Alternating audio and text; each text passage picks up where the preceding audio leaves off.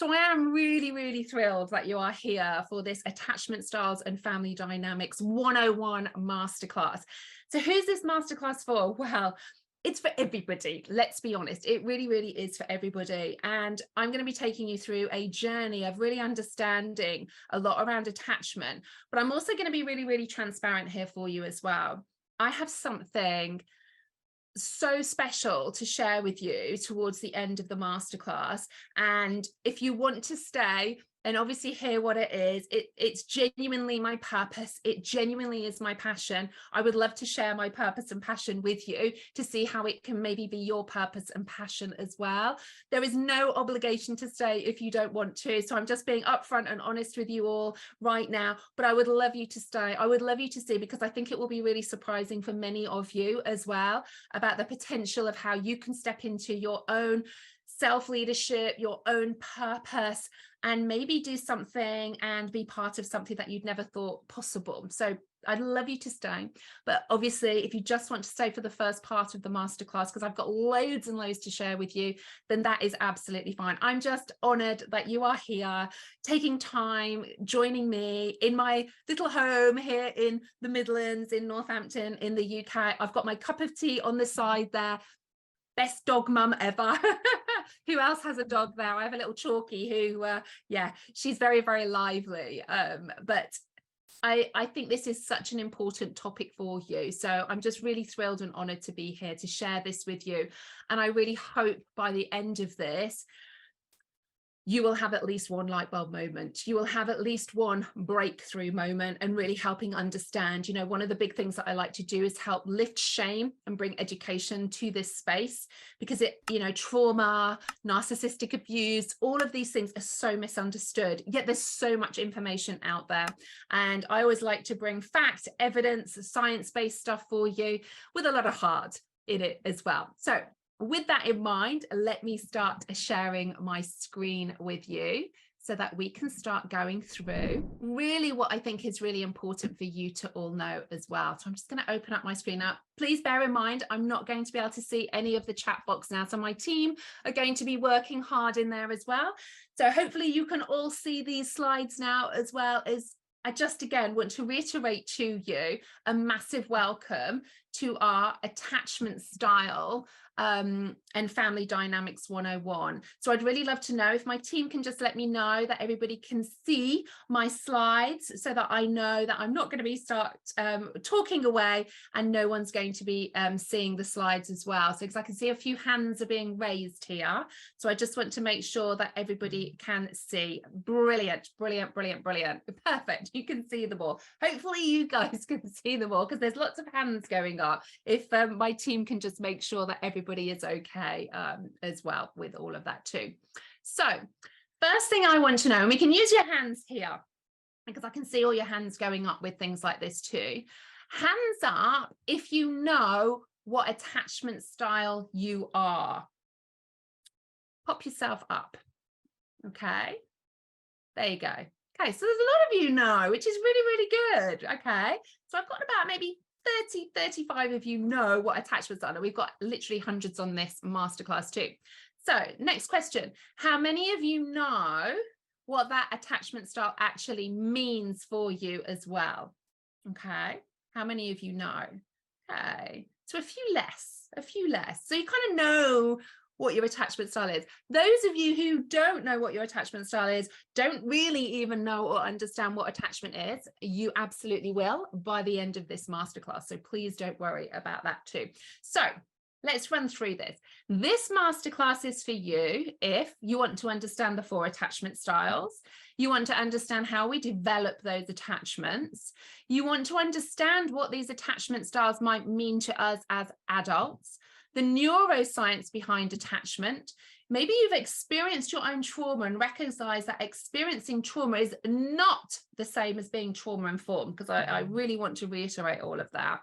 You want to be the best maybe coach and serve your clients better, and know to do that, you need to be trauma informed. You're ready to take positive intentional action. You're determined to have knowledge of attachment styles so you can understand yourself and others better. You're seeking a community, more connections and safe space. Community is my word of 2023, by the way, as well. You are already maybe a coach, but not getting the results you want regardless of your niche because you're not trauma informed. You want to stop feeling the way you are, and basically you keep repeating patterns in your life, and there's this pattern of destruction that's always there. You are not a coach, but feel driven that your own trauma experiences have led you to maybe want to help others as well. And you want to become financially independent. Now you might be thinking, Caroline, why do you keep talking about those things as well? Well, again, if you wait till the end, I may have something really, really exciting to share with you too. So now here's what we're going to cover. What is trauma?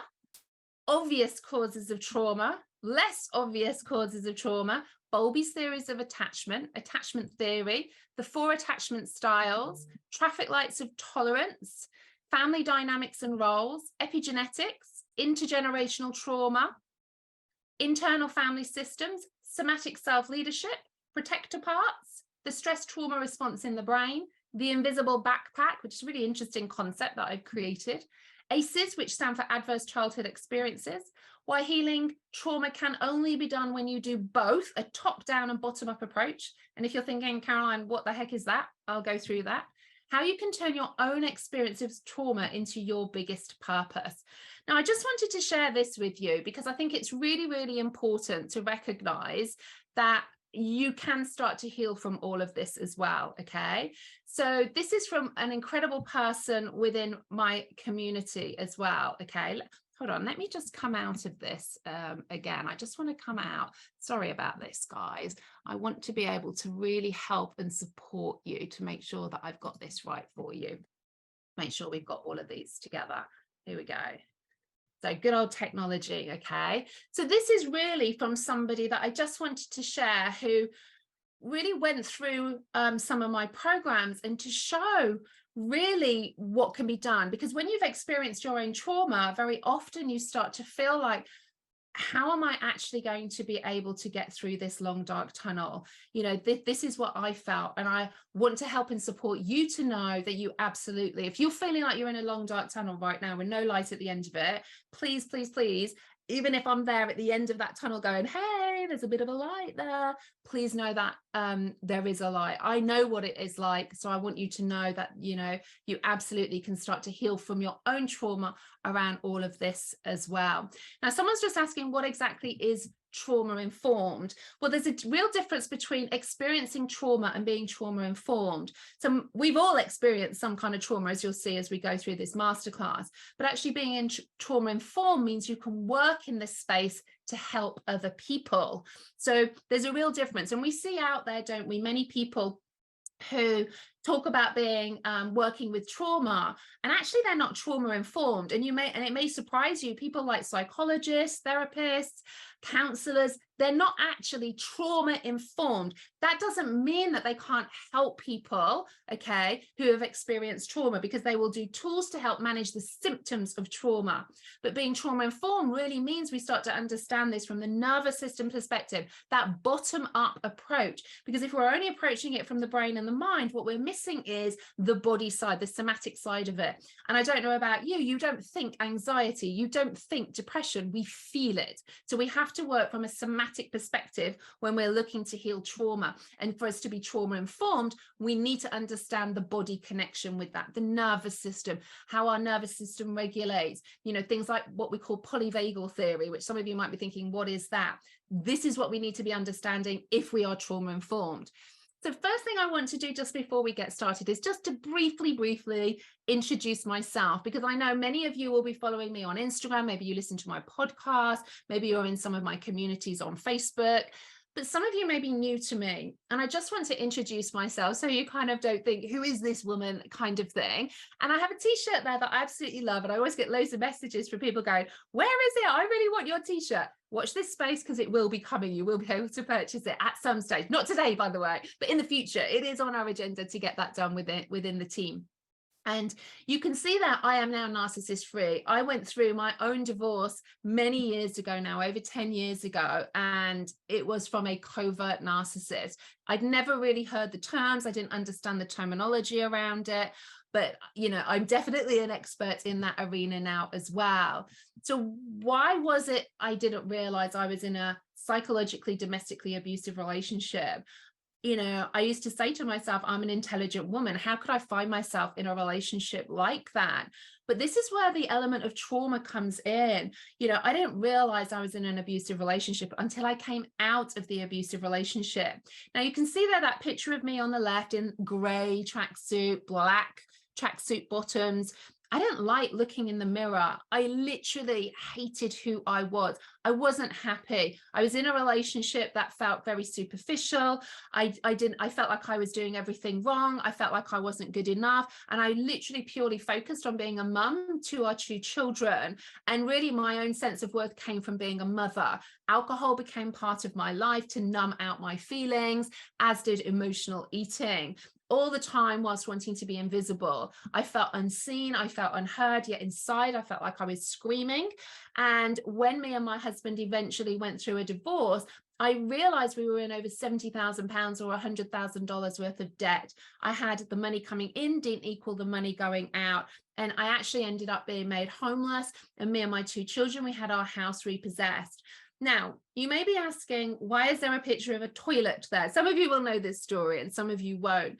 Every morning for me, when I'd come out of my marriage and I didn't realize that I'd been in this abusive relationship. And then as the realization was starting to come, realizing I'd been married to a covert narcissist, the huge amount of debt that I was in, I started to self-harm, and I was suffering with depression, anxiety, and I was actually diagnosed with PTSD, or as it is really, complex PTSD.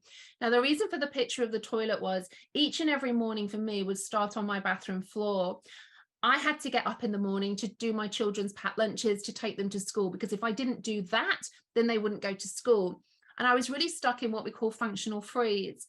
And the reason for the toilet there was literally, I used to sit on my bathroom floor, literally my hands and my feet would be tingling, and I would literally be trying to stop myself from having a panic attack. Some mornings I wouldn't have one, but a lot of mornings that I would. And I used to feel a lot of shame, a lot of guilt about this, because I was a mom and I needed to look after my children. And as you will see, as I talk about in the masterclass this evening, I use a lot of what we call internal family systems in our work that I do, which talks about protector parts. And it was completely transformational for me when I trained in this as well, and use it with my clients and community, because it really helps lift the shame. I felt ashamed of being a self-harmer because I felt like I knew I shouldn't be doing it. And this is what we mean when we talk about, you know, emotion overriding logic. I knew that I shouldn't be doing it, but my body was telling a different story. And as we go through this and talk about attachment, this is where you'll really, really start to understand all of that too. We need to understand the brain, mind, and body connection when we're talking about trauma. And when we talk about attachment, we can't talk about attachment without talking about trauma as well. So I want you to know that who you see right now, that the chapter you are joining me at now was not the chapter that I was 10 years ago. Absolutely not. You know, I didn't want to be seen. I didn't want to be heard. I felt ashamed. I felt literally like my children were from a broken family and I was a single mom, and, I was going to be castigated by society because of all of this, horrible and judgmental terminology that we use as well. So it's really important that as you watch this masterclass, that you recognize this is your journey. And my hope is, as we start to talk about attachment and some of the things in the masterclass, it will really help you understand where you are right now and how you can start to move forward from it as well.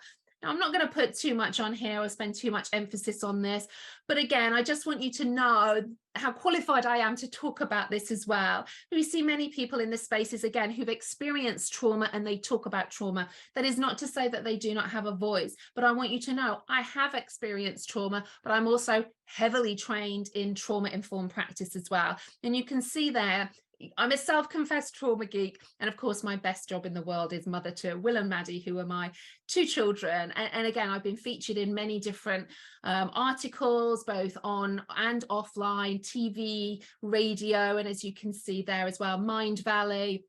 Lots of different publications there that you can see too. I have a real interest in narcissistic abuse because that was what I had experienced, and that really kind of opened the door and the pathway for me really to start to understand trauma and all of the things like we're talking about in this masterclass as well. So I'm not going to say any more. You can read all of that. You know, I just want you to know that I am qualified to talk about all of this stuff as well. And my goal is to help and support you as well. I don't want you to feel a minute longer how I did for so many years. You know, most of my 30s, I was stuck in what we call functional freeze, totally dissociated, feeling numb, but a high sympathetic fight, flight charge underneath all of that, very, very edgy all of the time. And I didn't understand why. I thought that was normal. It was how I was going to live the rest of my life. So I really want to help and support you. This is why I chose the attachment styles and family dynamics, because this is some of the starting point as to why I found myself in a narcissistic relationship as well, which, you know, is a lot of the trauma that we're talking about too. So where exactly does our attachment come from? Well, that's a picture of my mum, and sadly she passed away actually a year before me and my husband split up. So that's why what I had, even though I got diagnosed with PTSD, I know it to be complex PTSD because it was a number of traumas, a lot within about 18 months. So my mum passing away, going through a divorce, realizing I'd been in an abusive marriage, you know, self-harming, losing my home, huge amount of debt. There was a lot of pressure on all of that. And, you know, hence why I was really suffering with so many different things. So again, I look at this picture and I feel such warmth for my mum in all of this. I'm the youngest of three, which again, we can talk about when we come to the family dynamic element of this, because, you know, that pecking order where you come can have an impact on the family dynamic as well. And sometimes the type of attachment that we have too. And, you know, my mum and dad stayed together until my mum passed away. And I'd always look back and thought I'd had a wonderful childhood, and I still do. But having gone through my own abusive marriage and coming out and really looking at my own healing, I realized my parents were still human beings. And I was really able to see how they parented had a huge impact on me as a child, which then obviously translated into the types of relationships I would attract through the years, type of relationships I would end up obviously in my marriage. And then also friendships, how I was at work, things like this too, which is why your attachment style really literally affects everything. You know, even though we talk about attachment from a relational perspective, it literally can affect every single relationship that you may have, whether that be a work environment, friends, family, romantic relationships. So it is really important for us to start to understand all of this too. So our attachment comes from when we are born, and the attachment we then get with our parents and our caregiver. And our attachment style comes from our perception and interpretation of how our parents and caregivers behave, and that becomes our attachment style as well. And again, there's really some interesting things that are coming through where it says, what about the elders? My younger brother was parented so differently. And again, my two older sisters, we were parented pretty similarly in some respects. However, the pecking order of where we were, I was at home a lot with my mum and mum and dad on their own a lot. So there's very different dynamics, and my perception, it's all down to perception. Okay.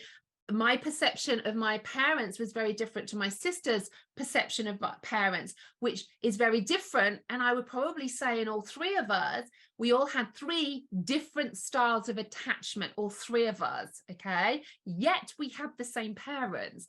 And this is why it's not a one size fits all in this. This is why we can never judge anybody when we talk about trauma, because we literally haven't walked their shoes from conception to where they are right now. We need to stop in society saying, well, I wouldn't do it like that, and I wouldn't do it like this. We don't know that because we haven't walked their shoes. We don't know what's going on inside somebody's nervous system at all either. Now, if we're talking about attachment styles, which I'm going to talk about the different ones in a moment, like I said, we can't talk about attachment if we don't talk about trauma, okay? So what exactly is trauma? Now, there's a real misconception really about what trauma is, because some of you may have heard of big T and little t. Now, I do not talk to the big T and little t. Who are we to judge somebody whether something is a big T or a little t? It may seem a little t to you, but to that person who's experienced something, it could feel like the biggest thing in the world. So we need to stop judging people on all of this. You know, trauma isn't necessarily an event. okay, or a person. So I know many on here right now, because I know many in my community will have experienced narcissistic abuse, for instance, okay? The narcissist isn't the trauma, okay? Yes, it's a traumatic experience being in a relationship with a narcissist. The trauma actually is what we say to ourselves about the experience we are having. I am being abused by a narcissist because I'm not good enough. That becomes the trauma, and it becomes our nervous system's inability to cope in a given situation, which also comes from our past experiences. So if we think of ourselves like a container, then if we've had lots of things happening to us, at some stage, our perception of that is going to start saying, is it me? Am I good enough? Am I worthy? Am I not important? Am I unlovable? That then becomes our version of trauma. You know, whenever I treat anybody that comes to me on a one-to-one basis around trauma, it's not the person or the event. Yes, it's important for us to understand that, but it's what we say to ourselves on a deep nervous system level about the event. That's why you could have two people involved in a car crash. One could get PTSD, the other one may not. What is the difference with that?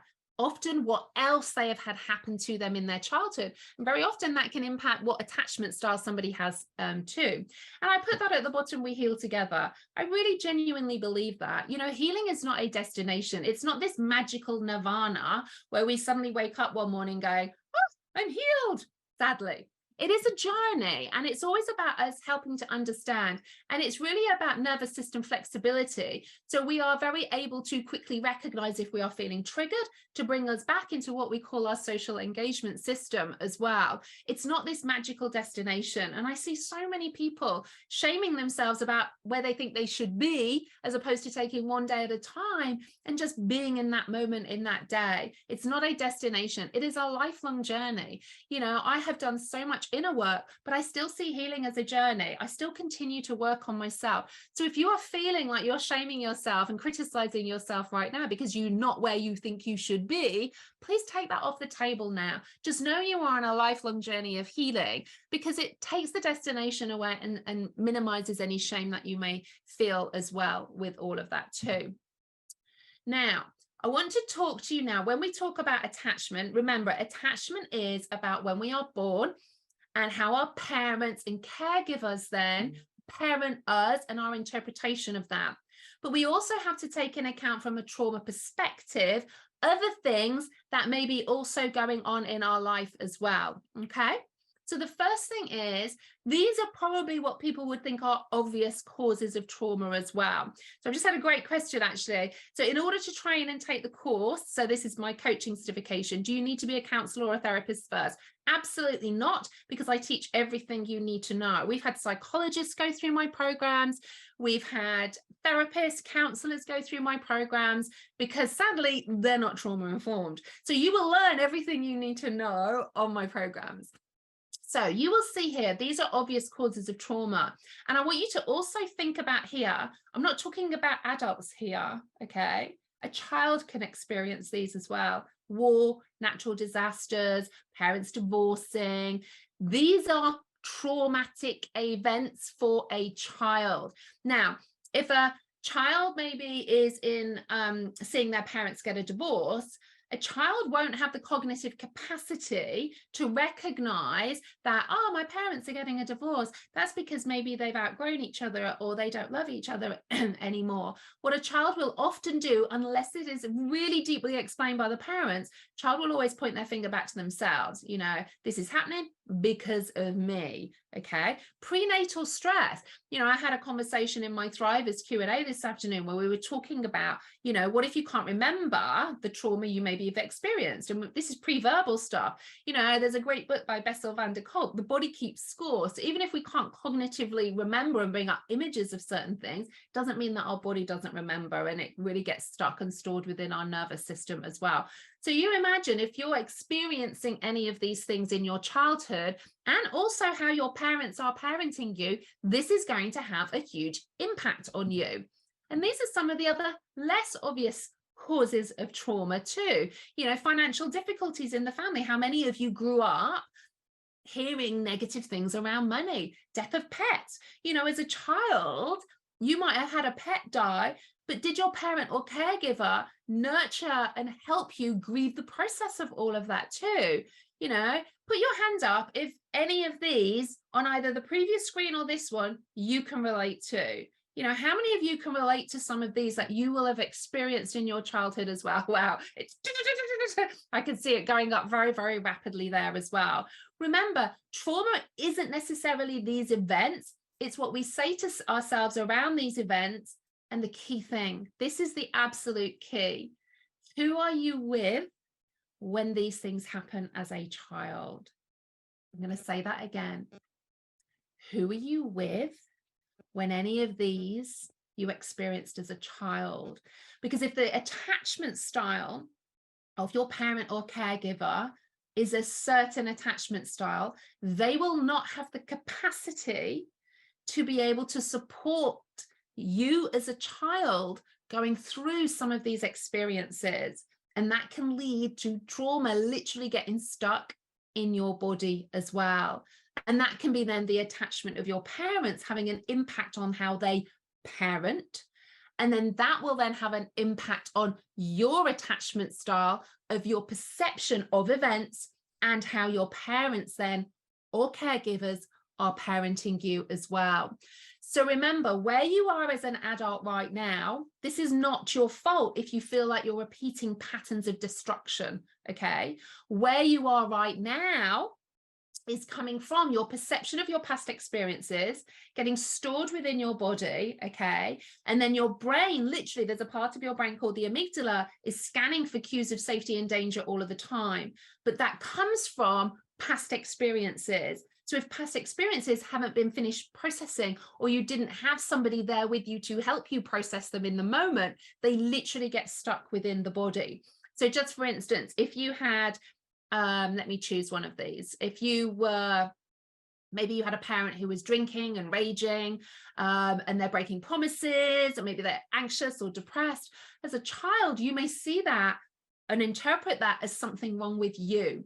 That then gets stored in your body, maybe as I'm not good enough wound. So then anything else that starts to come up as you get older in your life that could trigger that I'm not good enough wound, you will react in a certain way as well. Because everything is about us, okay, trying to feel less pain and survive. Sadly, as human beings, yes, of course, we want to be happy, you know, we want to be successful and connected and joyful. We have to be intentional with all of that as well. And I can see there's a lot of worry about maybe your attachment style, maybe how you are parenting as well. This is why these masterclasses are so important, for you to start taking intentional action. You know, we cannot heal and work on what we are not aware of. And this is what happens then when we start to perpetuate the cycle in our families. You know, you being here right now is an opportunity for you to stop and start to break that intergenerational trauma that might be present with how your parents parented, how their parents parented as well.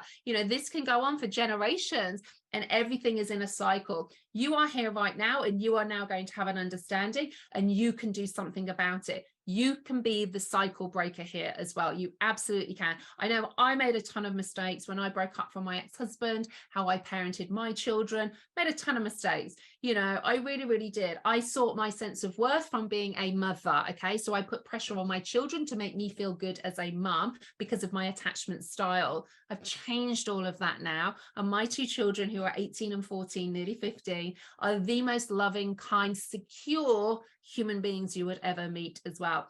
So these are all elements of trauma, and there's many, many more as well. We've all experienced trauma, and then how we interpret that can be very prevalent with our attachment style and how our parents and caregivers parented us. And that is also down to their attachment style. So you can now see why attachment style is really, really important to get to recognize. And I know I've got many people listening as well who work with people as well. So if you are working with somebody, they might be saying and doing all of the right things with you. However, okay, if you don't understand maybe their attachment style and their past history, a trauma history there as well, how can you show up to be the best version in that as well? Because it will really impact how they show up in a session with you too. So if you're not trauma informed and you don't understand all of this, you might start to feel really frustrated as well. Now, this goes back really, many of you may or may not have heard of a man called Stephen Bowlby. So he really came up with the theory of attachment, and it's an evolutionary theory. So there's been other elements that have been added to this, but this was kind of the starting point really of what we call attachment theory, and how it was really started to think about with our style of attachment that is to our parents, and then kind of goes through all of our life, to then also the impact on everything else. So in his view, attachment is a behavior that is evolved because of its survival value and ultimately its reproductive value. So what does that mean then? Well, the survival value, what that actually means is, if you think about if you're in fight, flight, or freeze, okay? And remember what I said, that as human beings, we are driven by survival and to feel the least amount of pain. So when we start to think about survival, the freeze response, the fight, flight response, attachment is, I need to attach to somebody else to stay safe and to stay alive. So according to Bowlby, children have an innate drive to become attached to a caregiver because attachment has long-term benefits. So you think about it, you know, when we attach to someone and it feels lovely, that's going to have long-term benefits because we're not in a fight-flight response. We feel safe, we feel connected, our body is going to feel safe and connected. We're not pumping out a ton of cortisol because we're not in a trauma response. That's going to have a long-term health benefit for us too. So he proposed that normal psychological development requires the development of a secure, so this is one type of attachment we're starting to touch upon, secure attachment between a baby and its main carer. He also proposed the concept of imprinting, an innate readiness to develop a strong bond with a mother figure. Now, this goes back to years ago when we did start talking a lot about, you know, the bond with the mum. And they went through this whole area that, you know, and I remember reading some research on this as well, that years and years ago, if a man was in prison, then the mother would get the blame because of the bond that they didn't have. Now, we know it is far, far more complex than all of this as well.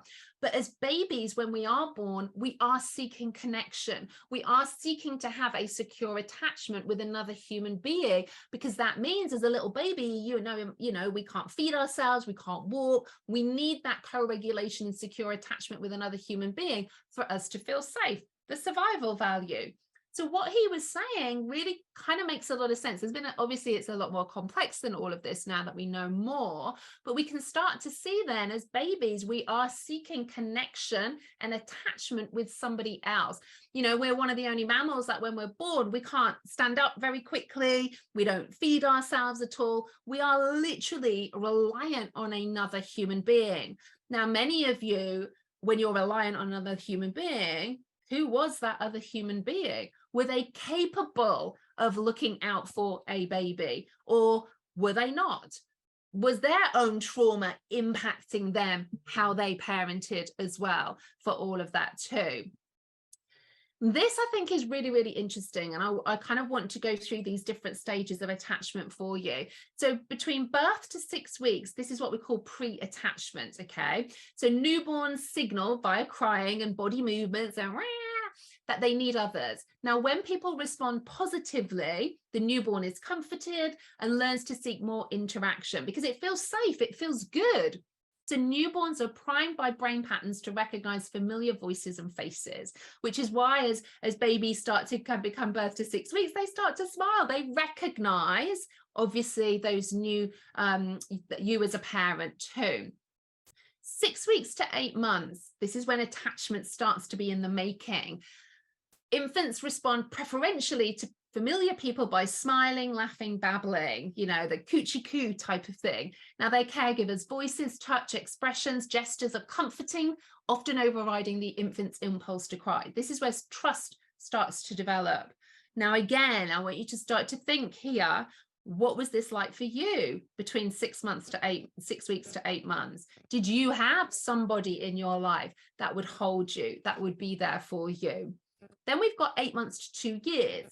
Classic secure attachment. This is where it really, really starts to form now between 8 months and 2 years, because secure is kind of what we want to have. And I'll talk about the other three in a moment as well. So infants greet the primary caregiver, starts to show separation anxiety because the baby will want to be near the main caregiver because that's that sense of safety. And when the caregiver leaves, Play happily when the caregiver is present. So both infant and caregiver seek to be in close proximity to each other and frequently look at each other for contact, because the 8-month-old to 2-year is seeking that co-regulation and sense of safety and the secure attachment with that main caregivers. Because remember, we put a 2-year-old out in the world, that's going to feel pretty scary for a 2-year-old, right? So having a carer there, it's like an anchor point for them. And this is where the secure attachment starts to form as well. And there's a lot of physical touch, holding, caressing. I used to carry my babies around in a sling. So again, that closeness and connection that really helps to start with that secure attachment as well. But again, what if you don't get that? 2 to 6 years, attachment as a launching pad. So young children seek their caregivers' praise and reassurance as their social world expands. But again, what if they don't get it? What does that 6 to 12-year-old start to perceive and interpret then if they don't get that? Interactive conversations in games, play, reading, pretending. These are common. This is where our creative side as a child will start to come up, and there's a lot of imaginary play there too. Children expect caregivers to comfort and entertain because, again, it's that secure attachment. Parents, caregivers, they're going to be there. I trust that they will be there. But what if they're not? 6 to 12 years, mutual attachment. So children seek to make their caregivers proud by learning what adults want them to learn, and adults reciprocate. Specific compliments are valued by adults and children. So this is, again, between 6 and 12 years old. This is where we're really seeking out our caregivers and parents to feel proud of what we're doing as kids. Now, I know certainly for me, I can massively relate to this one. I really wanted my dad in particular to notice me and to say how much he was proud of me. So I would work hard at school. I'd be really, really good at sport. And I kept seeking out that elusive, wow, Caroline, I'm really proud of you. And even to this day, and I'm 50 soon, that still hasn't happened. But as a child, imagine my perception of that not happening. It wasn't, my dad's incapable of giving me that because of his attachment style, because of the way he was parented by his parents. I didn't know that. But my perception of my dad not doing that was I was doing something wrong. I wasn't good enough. I needed to do more or be more with that. And then 12 to 18 years, this is when new attachment figures start to form. So teenagers start to explore and make friendships on their own, using working models of earlier attachments as a base. So again, when we start to form other relationships between 12 and 18 years, that foundation of creating those friendships and relationships come from our experience in the past. What were our relationships like in our past? So again, when you start to look at maybe your friendship circles between 12 and 18, and you kind of think, I was bullied, or I had this friend who was really mean to me, or I had this boyfriend who wasn't very nice to me, or a girlfriend who was really mean to me. This is when we start to look at patterns then. What becomes your normal version of love? What becomes your normal version of what a relationship is? Because it may not be a healthy relationship, but it's your version of normal because of the types of attachment you now have, because of how your parents and caregivers have parented you. And then 18 years onwards, attachment is revisited. So again, adults develop relationships with others and with romantic partners, and maybe when they have children. And these are influenced again by earlier attachment patterns. Past insecure attachments from childhood can be repaired rather than repeated, although this doesn't always happen. So you guys still being on this masterclass today, give yourself a pat on the back, because this potentially, if you're not a secure attachment, this potentially for you is the opportunity now to start to take those steps to shift out of maybe one of the other attachment styles into secure attachment, so that you can parent more effectively, have healthier relationships with others, maybe advance your business or your career, maybe understand others better because you can see what attachment style they are, because you are coming from a place of secure attachment. You are not interpreting other people's behavior as a reflection of you. So if we don't have secure attachment, okay, it means some kind of trauma that we've had in our past. And when I say trauma, remember, it's about our interpretation of experiences that have happened, our parents and our caregivers' behavior that lead us to feel a certain way about ourselves. So our nervous system then is driven to not feel that emotional wound, which means it will impact then on how we then parent, how we then find friendships, how we then show up in romantic relationships, which is why for me, I was amazing at attracting toxic friendships and toxic relationships as well, because I was seeking out something from others that I didn't feel like within myself. And there's the danger. And I'll talk more about that as we go through the masterclass. So if you found you've been in toxic relationships, maybe with a narcissist, this is really going to make sense to you. And equally also, maybe you feel like you're just repeating patterns in relationships. That could be friendships. Maybe you feel like you're not hitting the mark in your business, or you're not getting those results with your clients.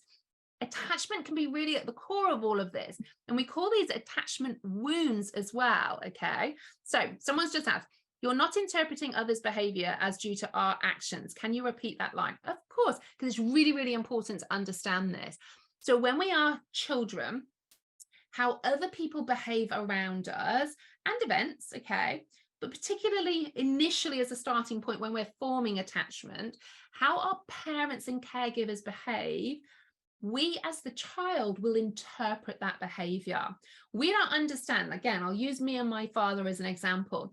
I didn't understand that my dad's lack of affection and lack of ability to talk to me in an emotionally intelligent way to say, hey, Caroline, I'm proud of you. I love you.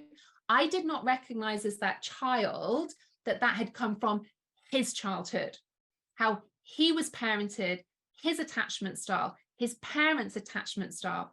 I interpreted my father's behavior, because as kids, we need to know a reason why. We need to assimilate that and process that.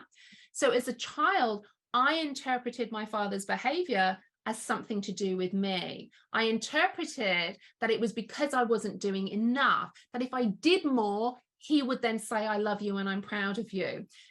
I didn't realize as that child that he wasn't actually capable of doing that. I thought it was me. I thought it was my fault. So again, I want you to all think about maybe how you act as an adult, maybe how you perceive other people's behavior. And again, this comes down to the brain and the body as well. You know, I knew as an adult I was good enough. I knew it in my brain and my mind. But because I'd got that emotional wound from my childhood of not feeling good enough, if anybody triggered that I'm not good enough wound for me, I would react in a certain way, or I'd do everything I could. Okay. So I was like this high achieving, people pleasing perfectionist, desperately trying then, if I was perfect and pleasing everybody and getting these high grades, surely then everybody would like me. Surely everybody would behave in a certain way towards me. So that must mean I'm not good enough. But that was down to my attachment wound that I had. The I'm not good enough wound was then very much associated with the attachment style I had, which was actually an attachment wound. So if we're not in the secure attachment, the others really are an emotional wound. They are an attachment style associated with trauma and an emotional wound from our past experiences, which then impacts how we show up and behave as adults. It impacts how we parent, it impacts how we work with others, the relationships that we attract in our business, everything. It will massively, massively do all of this. Now, I've got people asking if you can have the PowerPoint. Sadly, we're not giving out the PowerPoint, but we will obviously be sending out the recording for you as well to be able to look at all of those too. So let's now look at the 4 different types of attachment style and see which ones you can relate to. Okay, so I'm going to go through them, and then I'm just going to go through and we're going to have a show of hands who can relate to which one as well. So the first one is kind of, I suppose, the holy grail of where we want to be. Okay, secure attachment. Now, I want to be really clear here. Just because you may be one of the others doesn't mean you can't change. Okay, I have been anxious, avoidant, and now I'm secure. So I don't want you to think, oh no, I'm an anxious attachment. That's it. This is going to impact me forever. No, no, no, no, no, it doesn't. Remember, as adults, we get to change all of this. We can work within and we can change all of that too. Because remember, our attachment style comes from our interpretation of our parents and caregivers events and all the other stuff and events that have happened to us in our childhood as well. Okay. So secure attachment. This is an attachment wound. This is definitely an attachment style and one that we want to aim towards. And you can be combinations of them as well. They can be different things that trigger different things too. So this is low on avoidance and low on anxiety. So what does that mean? It means that you have such a secure attachment. It doesn't matter if you're with someone or not, and you don't feel anxious about being with someone or not. You have a healthy sense of self. You're comfortable with intimacy because you are able to be vulnerable because you have a healthy sense of self. You're not worried about rejection or preoccupied with the relationship. You're living your life totally as yourself in the present moment. It's easy for me to get close to others, and I'm comfortable depending on them and having them depend on me. This is real interdependency in a relationship. I don't worry about being abandoned or about someone getting too close to me. We allow closeness, still having a healthy sense of self. If a relationship breaks down, we don't see it as a reflection of me. That is secure attachment. Then we have anxious attachment. This is low on avoidance and high on anxiety. So what does that mean? It means someone craves closeness and intimacy, wants to get close to somebody, but very insecure about the relationship. It occupies a lot of the mind, okay? So very low on avoidance, wants to be really, really close to the person, and really, really high on anxiety in doing so. I want to be extremely close, almost merge with others, but others are reluctant to get as close as I would like. I often worry that my partner doesn't love or value me and will abandon me. My inordinate need for closeness scares people away. So almost the closer I want to get to somebody, it's scary for them, and the more they run away. And the more they run away, the more anxious I get and the more close that I want to get to them as well, okay?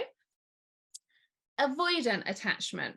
This is high on avoidance and low on anxiety. So that means I need this space and I don't get anxious about it in my body. So these are uncomfortable with closeness and primarily values independence and freedom, not worried about the partner's availability, quite happy just having that big space in that relationship as well.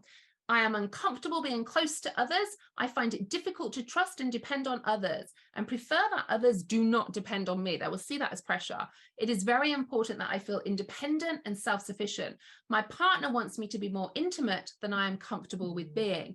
Now, can you see here if you have an anxious attachment in one person and avoidant in another?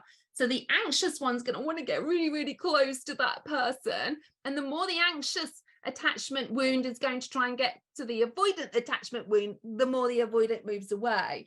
And that keeps that cycle then. And the anxiety is there in anxious attachment because the anxious wants to be close and the avoidant wants to be the distance. So it's like, I'm running after the avoidant person, and the avoidant person's going, yeah, you're not catching me. And they're running away as well. So disorganized, high on avoidance, high on anxiety. So both. Don't want to be near you, but feel really anxious in the process. Uncomfortable with intimacy, worried about partner's commitment and love. I am uncomfortable getting close to others, and I find it difficult to trust and depend on them. I worry I will be hurt if I get close to my partner. You know, disorganized attachment tends to be more of the ones who, you tend to find disorganized attachment are probably the ones that end up incarcerated, very, very disorganized attachment with this as well. So I'm just going to do some rounds here and see which ones you can relate to. How many of you feel like you have secure attachment? Give me a show of hands. Give me a show of hands while I have a little sip of my tea. Okay. Not many, not many. We're all in the right place then, right? So, gosh, 16. Yeah, not many of you. How many of you feel like you have anxious attachment style? Pop your hand up. Okay, so that's going up much, much quicker then. Okay. Okay. Oh, yeah, we're going right up there. Over 100 of you feel like you have anxious attachment. That was me. I definitely had anxious attachment. You know, as a codependent, you know, I had a complete lack of self-love because of my interpretation, obviously, of my father. So that anxious attachment style, I was on edge. I wanted literally to get close to my dad. I wanted the praise, but he would never show me that. So for me, I kind of keep on trying and want more and more. And that really transcended into my adult relationships then as well. You know, I would be the best girlfriend. I would be the best friend. I'd be the best wife because I needed, okay, the other person to behave in a certain way so I didn't feel anxious anymore, okay? I literally needed someone else to make me feel like I was good enough because I hadn't learned as a child that I was literally good enough for who I was. Avoidant. How many of you feel like you have avoidant attachment? Okay. Now, avoidant attachment is actually normally the one that the narcissist sits in, actually, avoidant. Okay. Please don't think if you're putting your hand up thinking, oh, am I a narcissist? That's not the case. I went from anxious when I was in my relationship, let's say with my ex-husband. When I came out of it and I started to heal, I definitely went avoidant, going, I am never being in a relationship again. I am never getting married again, ever, ever, ever, ever. I am remarried now. But I definitely went from anxious to avoidant. Definitely. I'm totally dissociated. Okay, so under 40 of you are avoidant. Okay. Now, remember, you can be a combination. So some people can be anxious avoidant. It can sometimes depend on situations. It can sometimes depend on people, but you will tend to have an overarching attachment style that you will have. So that avoidant attachment can seem quite cold, you know, can feel like, so maybe if you've been told before, oh, you always have your walls up. Okay, that can be avoidant attachment. And again, I just want to say that doesn't mean you're a narcissist, but a narcissist do tend to be avoidant attachment. The only ones that are different are actually malignant narcissists can be secure attachment, because they actually have such secure attachment in themselves anyway. They think they don't have any of those wounds that are present. They act very much like their secure attachment as well. So that's just like the caveat for that, really, with all of that too. How many of you feel like you've got disorganized attachment, where it's high on avoidance and high on anxiety? And again, you know, just because I said some of these things, please don't feel like that's a be all and end all. And, you know, it tends to be most that go to prison or things like this as well. Tends to be definitely those who are more violent related, have disorganized attachment as well. But again, please don't feel like when I'm saying these things, it is a one size fits all with this. It really, really isn't too. So I was definitely anxious. I definitely moved into avoidant as I was starting to heal and go through this whole process. And I definitely have secure attachment now as well. I have a healthy sense of self now. So you can see here, if you're anxious, you're low on avoidance and high on anxiety. Okay, you want to get close to somebody. Often the anxious attachment comes from similar things to me, seeking something out from your parents that you never got. But it's the same with avoidant. You know, if you have an avoidant attachment, this is very much about how you have interpreted then your parents' behavior and how they have acted and parented with you as well. You probably learned, keep your space, no point. You're numbing out almost. A lot of dissociation associated with avoidant attachment as well. We numb out, too painful to feel, because we don't have the way we feel within our body comes from obviously whether we feel safe within our relationships and caregivers as well. So this just gives you an example here as well. And I want you to start to look at the attachment styles with your caregivers now as well, because it will give you an idea maybe of yourself when you were a child, but equally maybe how you act now as a parent if you're seeing then your children's behavior. And again, this is not to blame you or shame you with where you are right now, because I was the same. But with this knowledge gives us power to change all of this as well. And that's what I want to help you with. So a secure attachment style, we can react. The caregiver's behaviors tend to react quickly, positively to child's needs, responsive.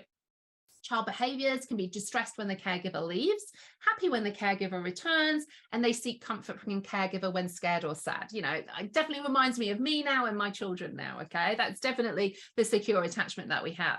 Now, avoidant is unresponsive, uncaring, dismissive, okay?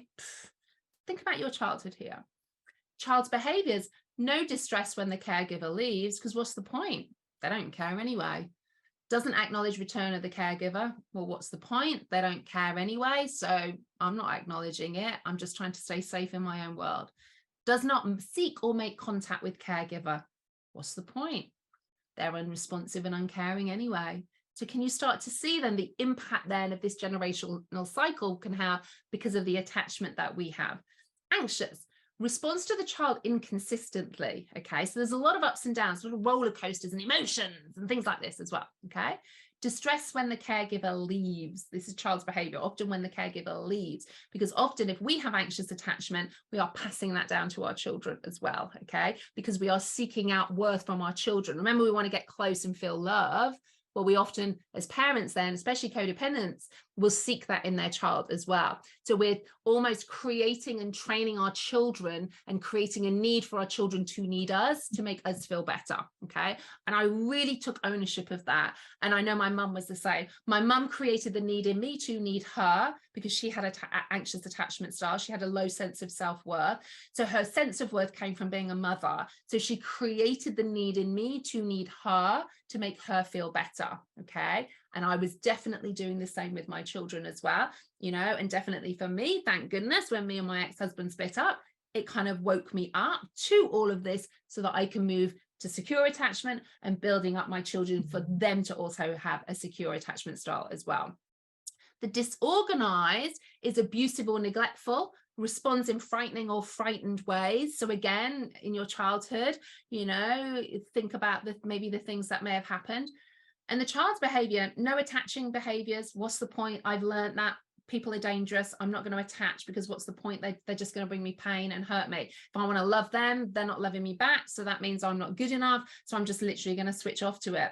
Often appear dazed, confused, apprehensive in presence of the caregiver, often because they're in a state of, I don't know what's coming next. And this could be highly abusive, neglectful behavior from the parent as well. Okay. So now we can start to see patterns of how somebody's attachment style will affect a child's behavior and their attachment style. And this is where the cycle can start to come as well. How many of you, just an interesting question for you, how many of you, as you're looking at all of this, can start to see that generational cycle of attachment when you think about your parents' parents as well, where you can see all of this? Okay, so lots of hands going up. And I want you to know then none of this is your fault. Remember, you know, how you are as an adult with your attachment style came from your parents, how your parents were, how they behaved, and you didn't have any control over that. But as an adult now, we can work to change all of that as well.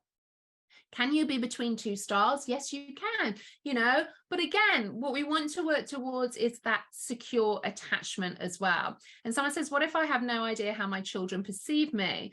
Well, then that in itself means the communication may not be there. So maybe start communicating, ask them, you know, start to look at their behaviors. Are they behaving in a calm way, or is there a lot of dysfunction? Are they getting angry all the time, or being aggressive all the time, or being in freeze all of the time? So again, there's lots of things that can come up with all of those as well. So this is a great question, actually. How does the difference between mother and father's attachment styles play into a child's attachment style?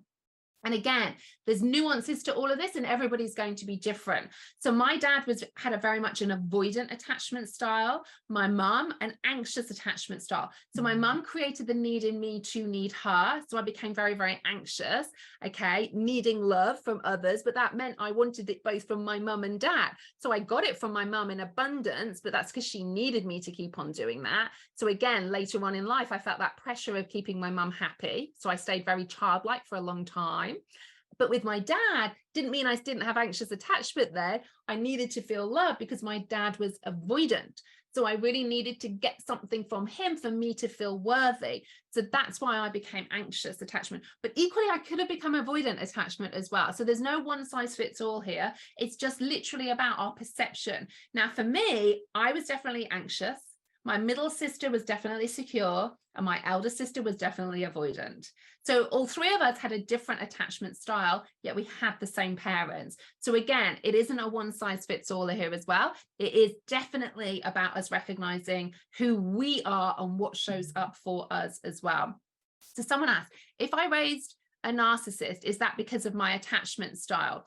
It's not just because of yours, okay? There's going to be two people potentially in this. And remember, narcissists aren't born that way. It is also created from childhood trauma. But again, the key thing here is their interpretation of all of that too. And I'm going to talk a little bit about family dynamics in a moment as well, so that you can start to see these as well. Can these apply to attachment to life versus people? Absolutely. Your job, you know, if you have maybe an anxious attachment style in your role, you're going to be really, really anxious and probably needing praise from others. You're probably going to do an amazing job. And people will probably find you really, really friendly because you need them to think a certain way about you. The avoidant is going to be the one where people think, oh, I'd never know what's going on with them. Is everything all right with them? Because they're going to be really, really avoidant with all of that too. So again, yes, this will show up in many, many different nuances and many, many different ways too. So let's just break these down to see if you can recognize them as well. So again, secure. So autonomous means I'm good on my own, you know, a very, very healthy sense of self. Comfortable in a warm, loving, and emotionally close relationship, depends on partner and allows partner to depend on them, accepts partner's need for separateness without feeling rejected or threatened. That one for me as anxious attachment, okay, I felt really rejected. If my partner wanted to go off and do something else, I saw that and interpreted that as rejection, meaning I wasn't good enough for you to want to stay with me, okay? Even if they were just going out or something too, okay?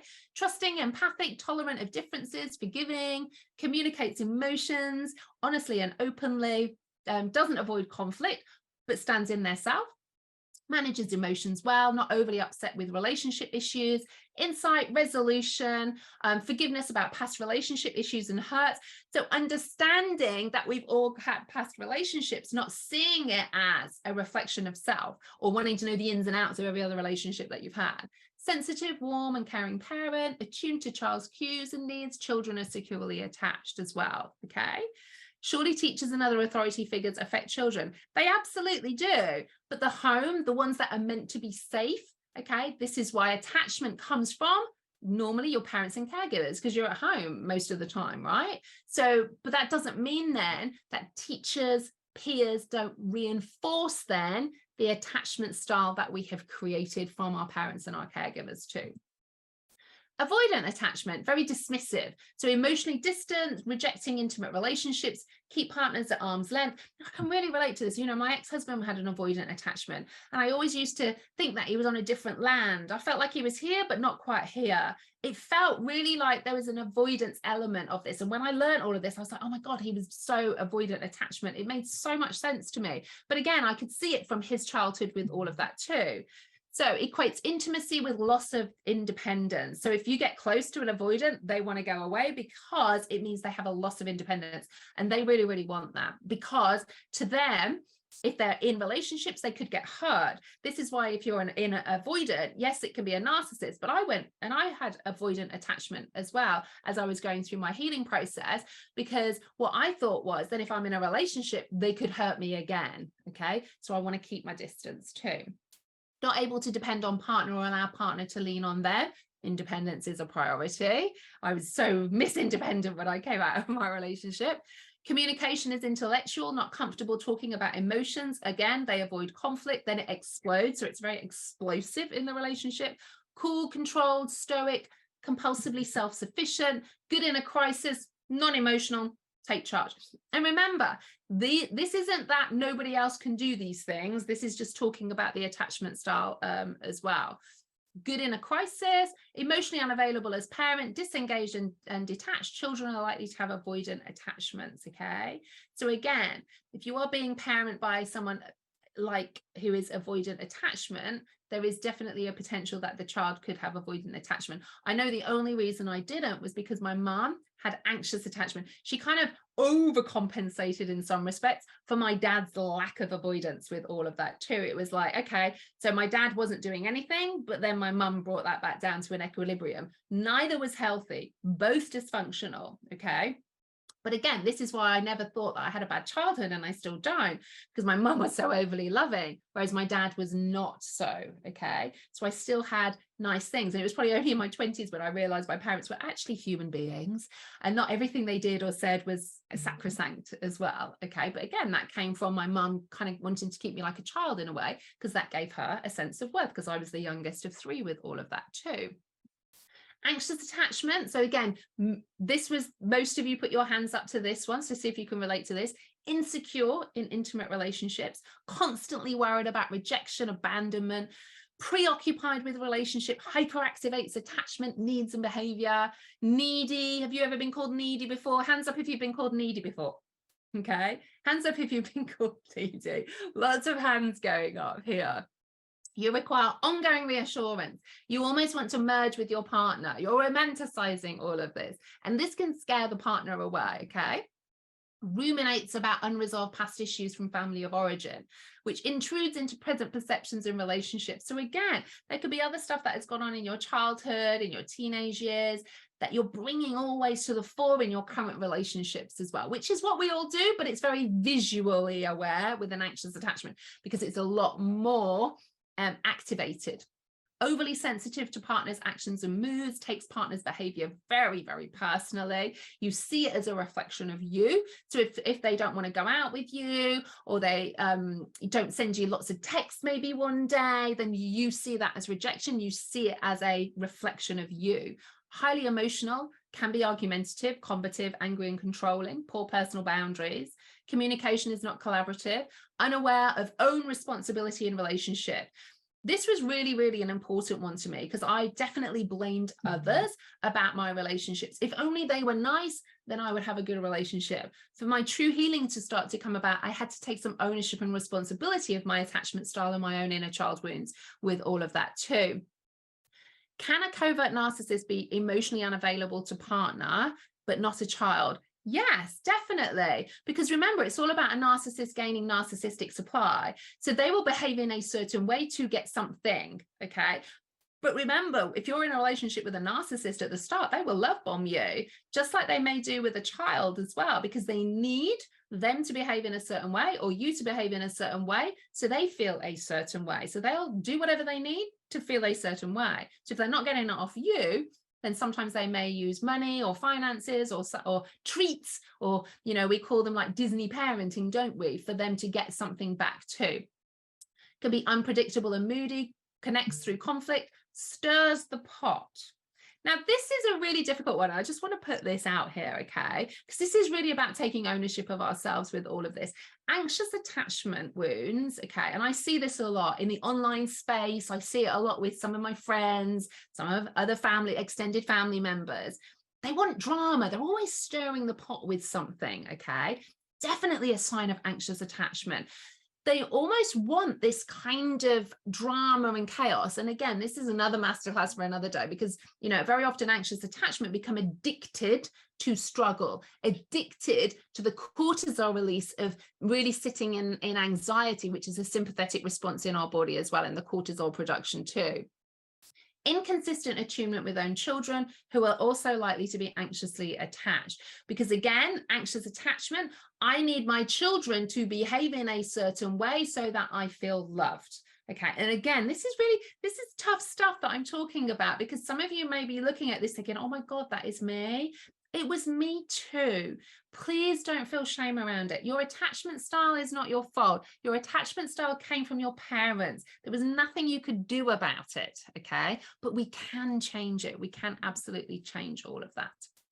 Disorganized, so unresolved mindset and emotions, frightened by memories of prior traumas, cannot tolerate emotional closeness, argumentative, rages, unable to regulate emotions, intrusive, frightening, traumatic memories, dissociates to avoid pain, severe depression, PTSD, antisocial, so a complete lack of empathy. So sometimes narcissists can come into this category, but most often go into the avoidant.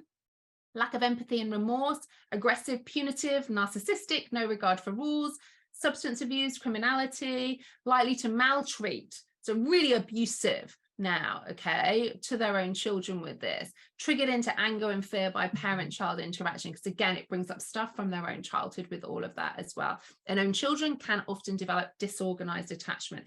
So again, if you're in a relationship or have been in a relationship, you know, you can only focus on your attachment, your own healing, and how you can then parent your children with all of that. And that can still make a massive difference as well, okay? It really, really can too. So can you be anxious but hate drama and confrontation? Absolutely. You absolutely can hate confrontation, but that's because you don't want to confront somebody in case they say something that you don't like, and it will trigger your feelings of worthlessness as well. So you will avoid conflict. Takes you back to being a child, doesn't it? You want them to love you, but I don't want them to see me just in case they say something horrible for me as well. So again, there's multiple layers in all of this.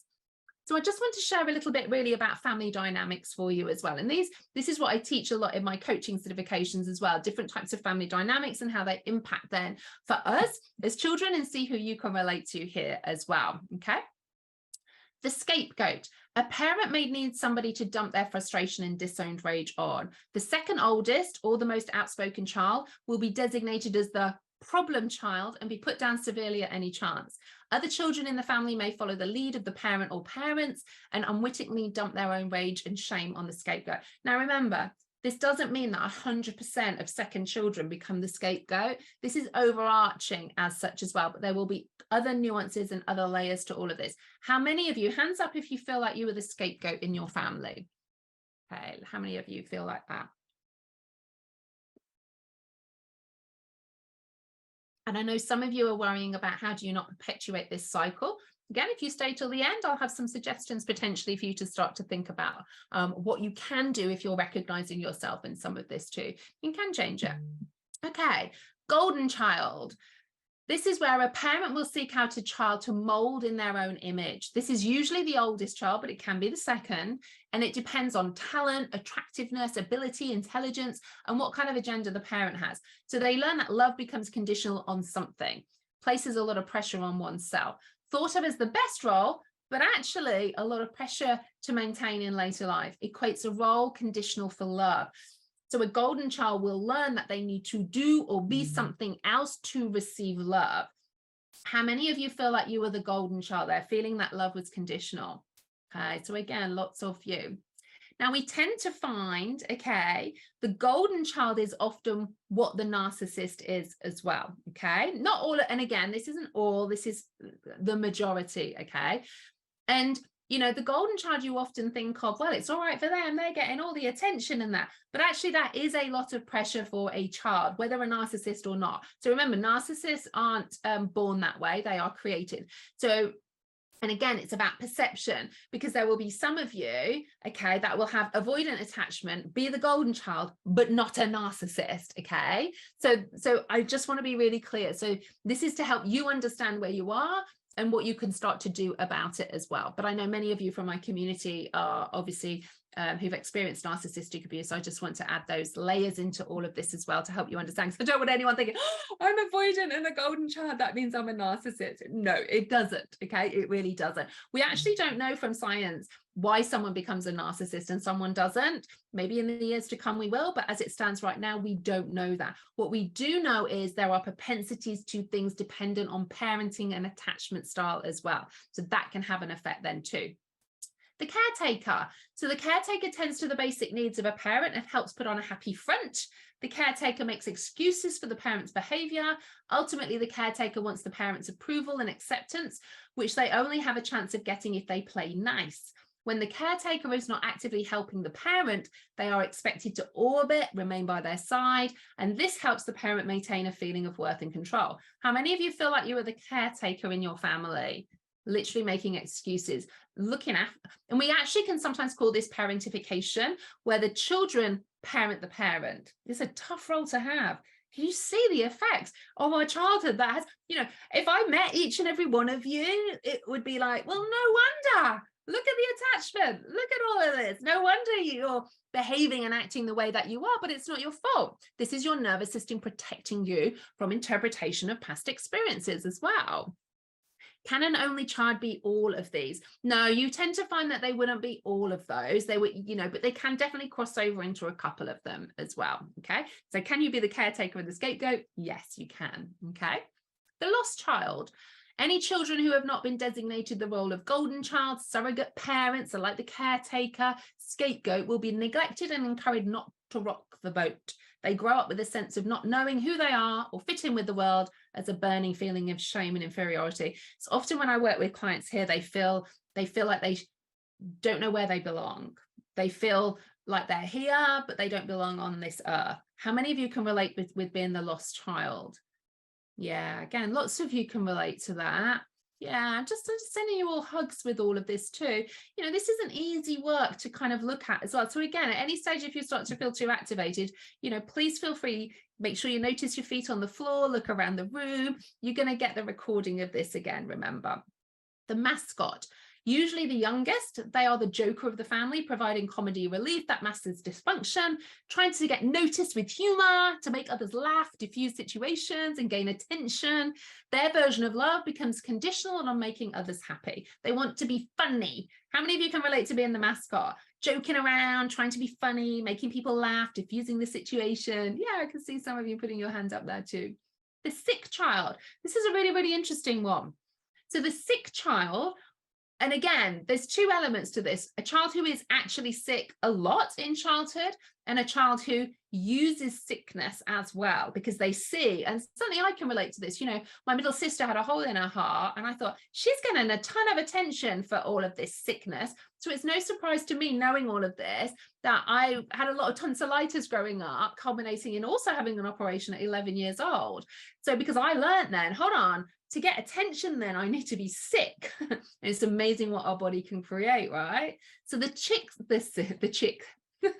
child learns that being sick gains attention, time, and can help minimize feelings of rejection and hurt.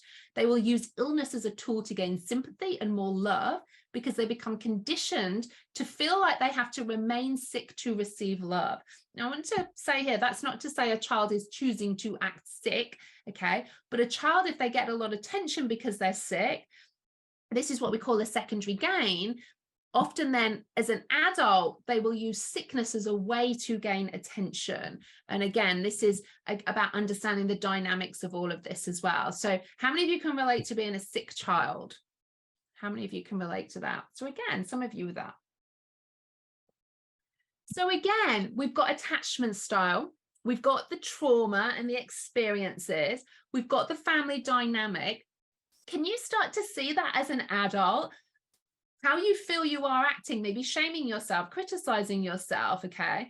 This is actually your nervous system doing an amazing job of trying to keep you safe based on your perception of your past experiences. And that attachment style is at the core of all of that. Is it secure, or is there an attachment wound there from anxious, avoidant, or disorganized? Some of these family dynamics creating dysfunction in the family, meaning you as an adult show up in a certain way, you parent in a certain way, relationships in a certain way, friendships in a certain way as well.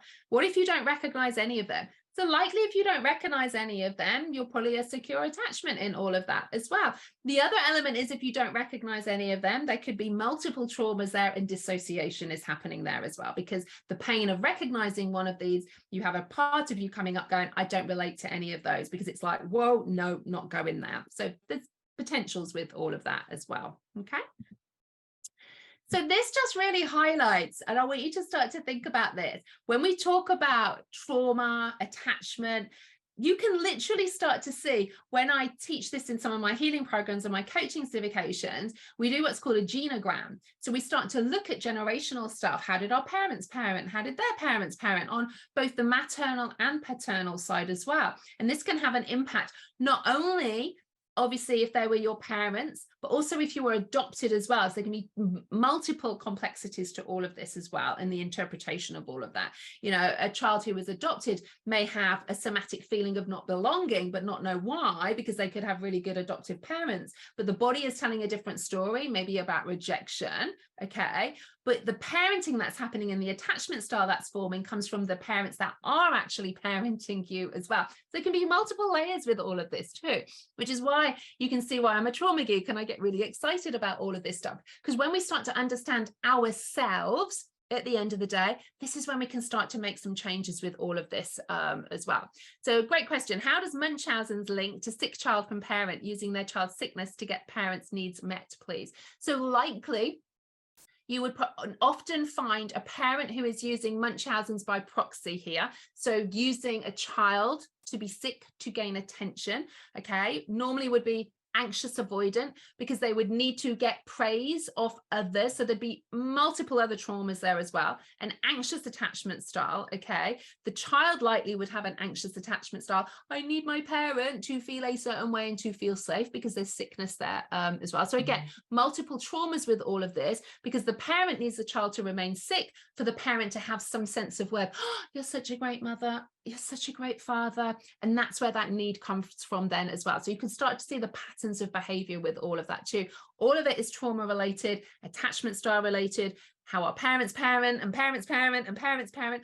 And when we talk about intergenerational trauma, it can be passed down by 7 generations.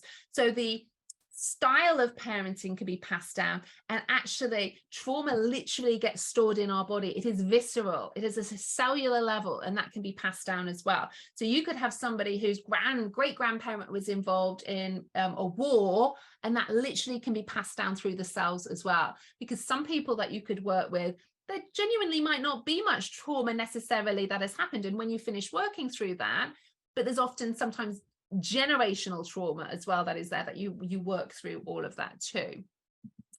And this is really what we call epigenetics. You know, the key thing I want you to recognize here, okay, so what epigenetics is basically is about environment, okay, and then what you can do about it.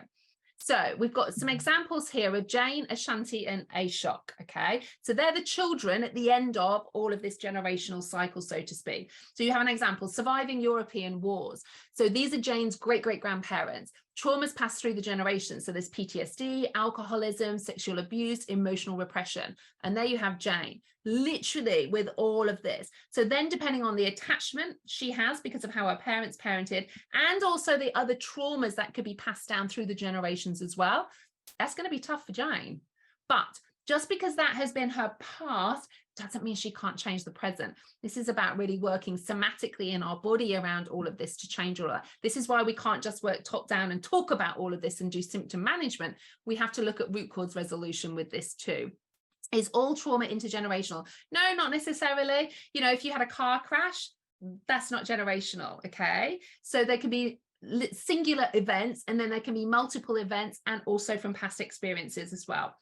Then you also have Ashanti's great-great-grandparents, surviving slavery, racial violence in the American South, traumas passed through the generations, domestic violence, low self-esteem, CPTSD, and then there's Ashanti, okay? So again, how parents parented and so on, the multiple traumas, the attachment style, that's going to have an impact on how Ashanti is showing up, okay? And the same here with Ashok, surviving famine, oppression in British India, Ashok's great-great-grandparents, traumas passed through the generations, poverty, consciousness, suffocating shame-based social rules, severe anxiety, depression, and there you have Ashok. Depends how his parents parented, and lots of other multiple traumas that may also happen in the present, but also traumas that have come from past experiences as well, okay? Is it all in family dynamics?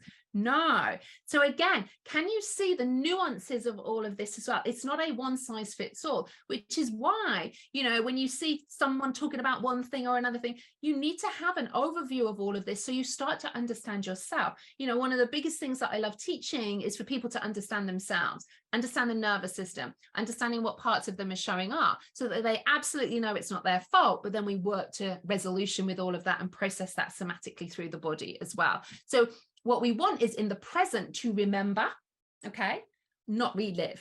When we are reliving, we are really driven by our attachment wounds. We're driven by past traumas because our brain is always scanning for cues of safety and danger. And often we see lots of things as dangerous, and that's then what shows up as well. And this just really highlights this. So remember at the start of the masterclass when I said I use something called internal family systems in what I do.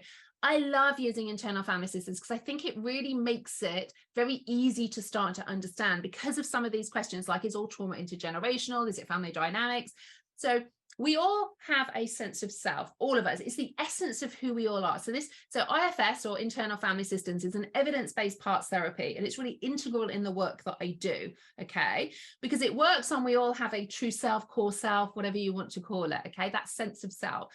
And traits of self are compassion, calm, curious, clarity, creative, courageous, and connect. You can see all of the C's there, okay? Now, if we're not coming from a place of living our light in any of those 8 C's, what it means is we've blended with the protector part because there's an emotional wound present. Now, that emotional wound will likely have come from our childhood. It can form from our attachment wounds that have come from our perception of how our parents and caregivers have parented us. And then also it is reinforced by those around us as well, okay? So let me tell you how this works. So we're all born with a sense of self. You can see that when we're born, we come into this world, how we then interpret our parents' behavior, our caregivers' behavior, and other things that happen in our life, not getting picked for a team, parents going through a divorce, being abused or neglected as a child, having a parent who's got anxious or avoidant attachment style. That creates in us what we call an attachment wound, or an inner child wound, and that could be I'm unlovable, I'm not important, I'm not enough, I'm worthless. We can feel and carry burdens of betrayal, abandonment, shame, rejection. Now, remember when I said as human beings, we're driven by not feeling pain and survival. Feeling this pain of not feeling lovable or important or worthy or enough as a child is literally like the biggest pain a child could feel. So as human beings, we are built for minimizing pain and survival. So we will then have what we call protector parts coming up within our system to try and distract and soothe us away from feeling what that attachment wound is, that inner child wound that we have. So examples of protector parts that we may have, and again, put your hands up if you can relate to some of these that I'm mentioning: emotional eating, dissociation, imposter syndrome, inner critic, perfectionist, procrastination, frustration, anger, people pleasing, self-sabotage. I could go on and on and on, because if you're not showing up as compassionate or courageous or living your life with clarity and curiosity and calmness, and you are showing up in some other format, it's because you have blended with the protector part that feels like they need to show up to distract you, to soothe you, to minimize you away from feeling a core wound.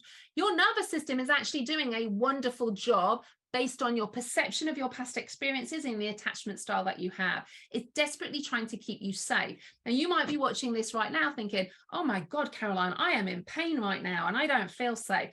Let me tell you, your nervous system still thinks you are in less pain and safer than something else.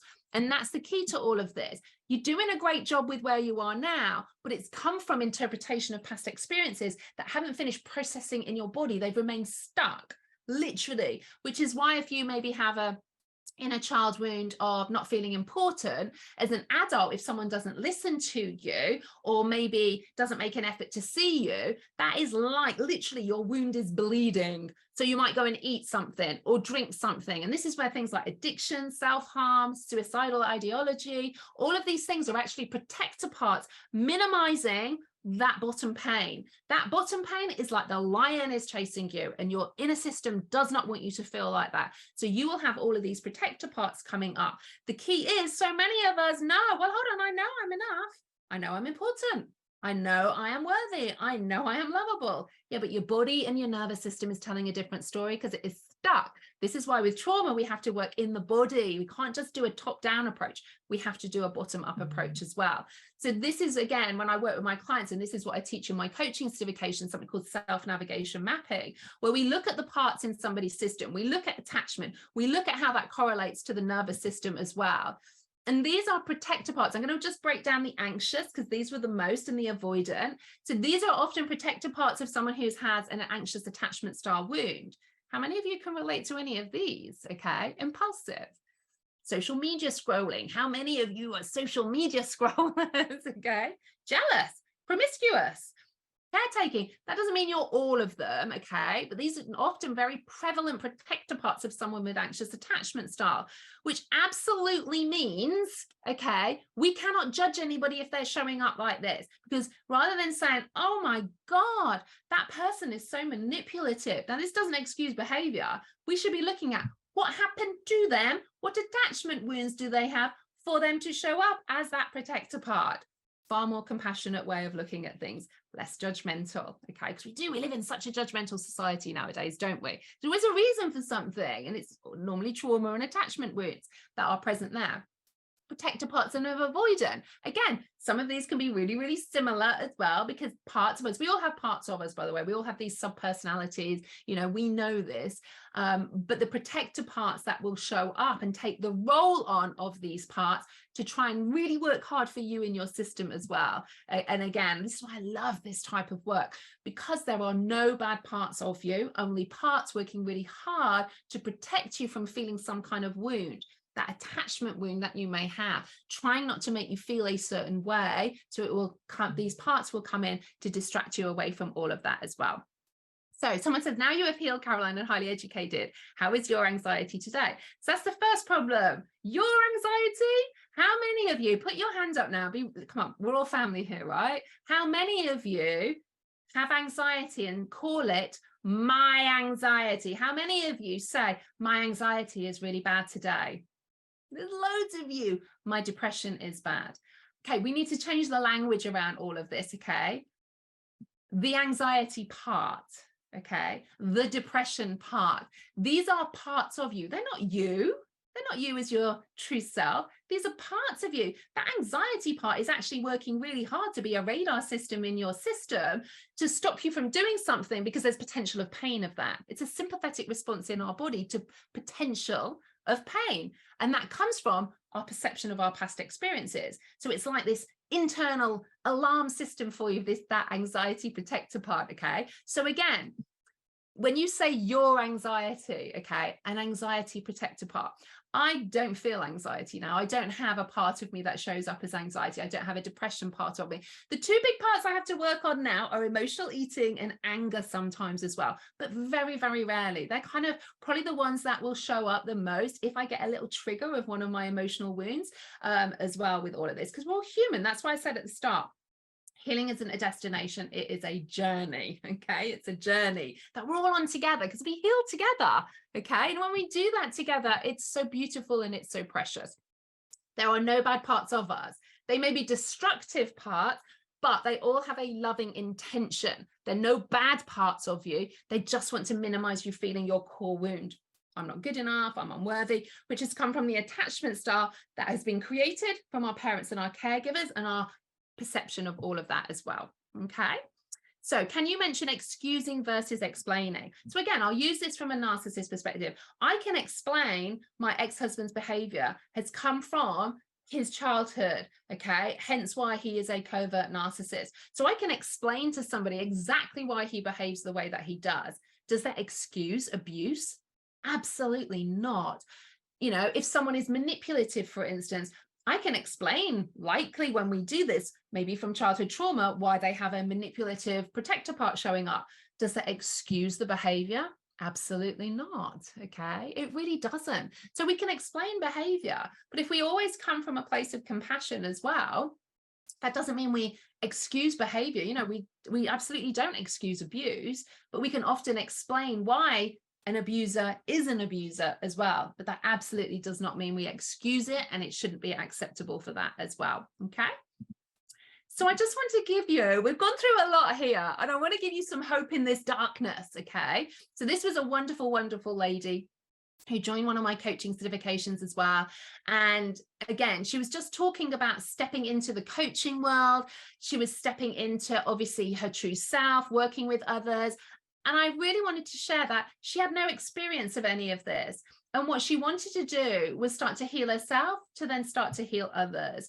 And that's why I want you to really start to understand. You know, I love the bottom bit here that Trudy wrote. She has helped me understand that our own experiences, and this was narcissistic abuse, can be used to not just help others heal, but to really help them thrive. You know, please, wherever you are, whatever trauma you have experienced, whatever belief that you are holding on to, emotional wound or attachment style that you have, from an epigenetic perspective, okay, just because that is your environment and what you feel right now does not mean we can't change this. You know, neuroscience was founded about 25 or so years ago, and many of you may have had CBT before, and CBT was really founded because we didn't believe we could change all of this. So what CBT was, cognitive behavioral therapy, was cognitive brain, okay, the behavior, and therapizing it as well. I love that word, therapizing. So basically it was helping somebody manage the symptoms of how they were behaving. But what about the root cause? Why were they behaving in a certain way? This is why we have to work somatically as well. That doesn't mean it's not important to help manage symptoms of how we're showing up, the anxiety part, the depression part, etc. Okay, but why are we're not born like that. So what's the root cause of all of that as well? Okay. And I know loads of people are asking that you want to learn more about this. Stay to the end if you can, because I'm going to share with you something that can really, really help you with all of that. in more ways than you can ever imagine. Now, I created something called the traffic lights of tolerance, which is basically really looking at our nervous system, okay? We've got red, which is when we're in the freeze response, or what we call dorsal vagal. Yellow is sympathetic, fight, flight. We're producing more cortisol, it's more mobilized. And then we feel safe in the green light, which is what we call ventral vagal. And this is really where we are in our nervous system. Our nervous system works on a hierarchy. So you tend to find the correlation between attachment. Secure attachment is green. We're very present. We're very safe. Anxious attachment, because we have more mobilized energy, more cortisol in our body, tends to be in the yellow light. And then the red light tends to be the avoidant kind of distance. That doesn't mean anxious can't tip into a little bit of freeze. Okay, it can. And then you've got the disorganized attachment on the side of all of that too. And again, I love teaching people about all of this as well, with protector parts and attachment styles and where you are in your nervous system, because you really start to understand. And the key thing so it's not my fault then. No, it isn't. You are behaving right now exactly the way your nervous system thinks you should, because your attachment style, emotional wounds, trying to protect you from feeling something that your inner system thinks would be more painful. Now, likely it wouldn't from an adult perspective, but that's when things have got stuck within your system as well. And I just wanted to put this in because I have such a real interest in this, that don't worry too much. It looks a bit complicated. We call it the HPA axis. So the hypothalamic pituitary adrenal axis. So when we are in a state of stress, okay, our prefrontal cortex goes offline, okay? Our amygdala, which is our fear center, detects that things are scary, there's something dangerous. That doesn't mean it's actual danger. It's the perception, remember, of maybe feeling that core emotional wound because of our attachment styles. The hypothalamus wakes up our pituitary gland, which then sends a message. Okay, so the hormones from the pituitary tell the adrenal gland to produce cortisol to go into a trauma response because it's danger, danger, danger. So we start pumping out cortisol. The problem being is many of us are living continually in a fight, flight, or freeze response, in a trauma response, when there is no actual danger. And when we're producing too much cortisol, okay, this will lead to dis-ease and illness. How many of you, put your hand up if you're suffering from some kind of chronic illness or disease? Okay, many of you. Do you know what? It really, really breaks my heart with this. Now, that's not to say some of these things aren't physiological and you wouldn't have them anyway. But in the trauma world, they reckon at least 85% of disease and illness is caused by an excessive stress and trauma response in our body, where we no longer actually need to be in that. Okay, it's pumping out, leads to inflammation. You know, the number of people I've worked with who suffer with fibromyalgia, for instance, okay, a chronic illness. Now, fibromyalgia has no definitive test. It's a number of things that then get diagnosed. You have fibromyalgia. I cannot begin to tell you how many women I have worked with now who have been diagnosed with fibromyalgia. We have processed that trauma. We've got themselves back into the green light, that ventral vagal state, and all of a sudden their symptoms of fibromyalgia have disappeared.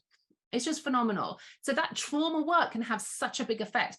And again, as busy people, we just put it down to I'm busy, I'm tired, I'm this, I'm that. We have to look at the trauma element of all of this as well. We really, really do. I just very quickly want to go through some of these adverse childhood experiences, because these are really about what they found many years ago in 95 to 97, that they found a correlation that the more you had of these, the higher propensity you were to disease and illness later on in life.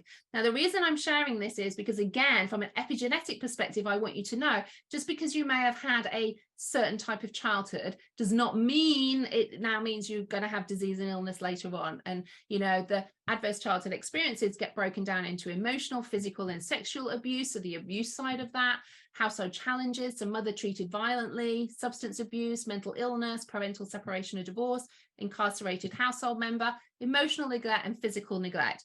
Now, these aren't the only things of adverse childhood experiences that a child has. Really, these should be updated, definitely. But I want you to know, and the reason why I put this in is if you can relate to so much of the stuff that I have gone through, I do not want you to feel like that is it for the rest of your life. You can change all of this, but we have to work somatically in the body to be able to really process all of that through the body, or we keep on repeating those same cycles. I want you to be the cycle breaker in all of this too, because many of us, okay, I did an event in person a while ago, and I actually took a backpack and heavy boulders and stones and rocks in to show this. You know, if you are carrying around things from your childhood like this: neglect, sexual abuse, parents getting a divorce, bullying, hunger, race, poverty, deprivation, religious trauma, domestic abuse, unfair treatment, physical abuse, sexual orientation, surgery, terrorist attack, pain. If you're carrying all of that around all of the time in your invisible backpack, no one sees it.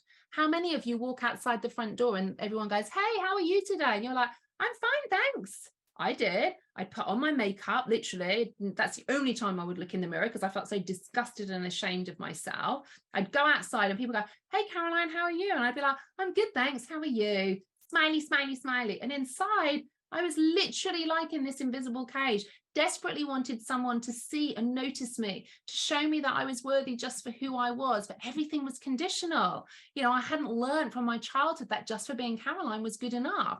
You know, I had to be a certain way. So my mum felt a sense of worth, and I needed to do more to get something from my father. So there was a lot of dysfunction in all of that as well. And I had to take ownership of that. But that doesn't mean I didn't love my parents, because I recognize they parented to their capabilities. Okay. But it doesn't mean that we can't change all of that as well. Okay, so again, this just kind of shows a bit more about the interaction of the nervous system hierarchy, the secure and avoidant, anxious and disorganized attachment with that cortisol production. Okay, the historical trauma, social conditions, and all of those can go all the way up to early death. I want you to know that that does not have to be for you. Okay, we can work on this from a trauma perspective as well. Okay, we really, really can. So let's have a look. Now, it is really important for you to understand what trauma is and attachment and why you may feel the way that you do. But how can you heal yourself? How can you work on all of this? It's a lot of information for you, right? How can you heal yourself, heal your family, and heal others? How can you work on all of that? Because this might seem heavy. It might seem a lot. It might seem like a great big mountain for you to climb. Well, this is where I want to really, really help you with all of that. So transparency here.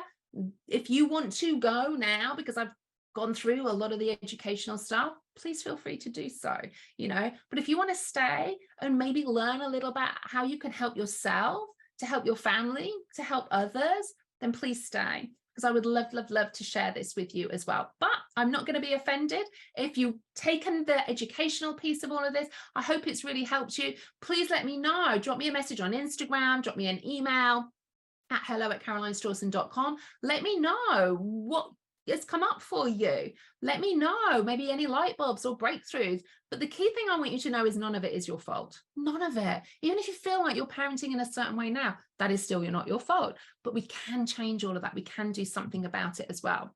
So I just want to ask you a few questions here. So are you looking to heal yourself? Do you want to be the cycle breaker in your family? Would you like to become part of a community focused on self-healing and helping others self-heal? Would you like to turn your own pain of whatever trauma or maybe narcissistic abuse into your purpose?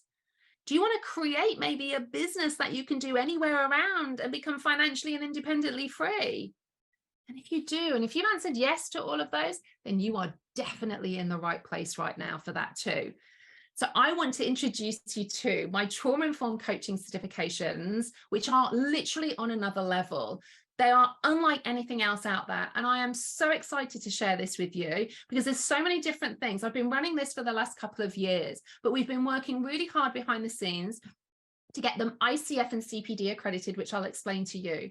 But this is way more than a coaching certification, okay? It is the only bottom-up and top-down coaching certification in the world that is ICF and CPD accredited. This coaching certification is called a healing certification. It helps you heal yourself. It helps you heal your family. It helps you heal others, because we all heal together. Now, if you're passionate about working in the trauma space and making a difference in the world, you are in the right place. I know, like many, and this was certainly for me, as I was going through my own healing services and recognizing all of this, okay, I wanted to help others. And you can see that. You can see how passionate I am about this, because I am, because you can change all of this. And I've created really the fastest growing trauma-informed coaching community in the world right now. And someone's just asked, is it accredited in the US? Yes. This is an international and global certification, literally the highest you can get. for a coaching certification. There is nothing else out there like this. Genuinely, there really, really isn't. And I'm so proud of all the people in our community right now making a difference in this world. Now, are you wanting, so I'm just going to run through maybe, because you might be thinking, oh, coaching, I've never done this, or I need to do more healing. Stop and please stay with me with all of this, okay? Because hopefully all of those questions that you might have going around, like I can't do this and I can't do that, okay? I can't is in the red light, it's in a freeze response. Let's step into what if I can, okay? So maybe you're wanting to dip your toe into trauma coaching, or maybe you're an existing coach, realizing that it really is a must that you should be trauma informed to skyrocket your clients' results, because genuinely everybody should be trauma informed. I'm so passionate about this. Everybody should, you know, regardless of whether you are a coach or not, everybody should be really. But obviously this is trauma informed coaching on another level as well. Okay. So some of the questions coming through, and absolutely we'll go through all of this as well. So you have basically two choices of which coaching certification to go for. So you can either do my somatic trauma-informed coaching certification, or if you have experienced narcissistic abuse and you want to help others because of this, then we've also got my narcissistic trauma-informed coaching certification as well. So basically you just need to decide, do I want to specialize in narcissistic abuse or not? Okay, but I'm going to go through exactly what you're going to get with all of this, because the value and what you get, yeah, it's absolutely phenomenal. And I know there's questions coming through about how long the course is, etc. I'm going to go through all of that, so stay with me on all of this as well. Okay, this I wanted to share with you because I think it's really important for you to know. Okay, this may be a coaching certification, because I know people think, oh, I need therapy for this, or I need to go and see a psychologist. Let me tell you, therapists and psychologists are not trauma informed, okay, unless they've done other training to be trauma informed, like my coaching certification. So this is a wonderful, wonderful lady in our community, Carla. You know, some of you may well have seen her even. So she's a psychologist and a self-employed business owner for 2 decades. And look, learning from Caroline has hand on heart been life-changing, both professionally and emotionally. If you're worried about investing, let me tell you, I made my money back on the certification and then some within a month of implementing what I learned from Caroline. So I teach you everything, literally everything, business as well as the coaching, okay? The value Caroline delivers in the program goes so far beyond any expectations you could ever have on so many levels. Don't think twice, you deserve this. I have seen Carla go on this incredible separate to business healing journey within the coaching certification. Seriously, it makes me so emotional knowing how she is now because of the personal healing journey. Forget the coaching certification for a moment and the financial impact it's had, her personal healing and all of this. It's just phenomenal. I'm so proud of her. I really, really am.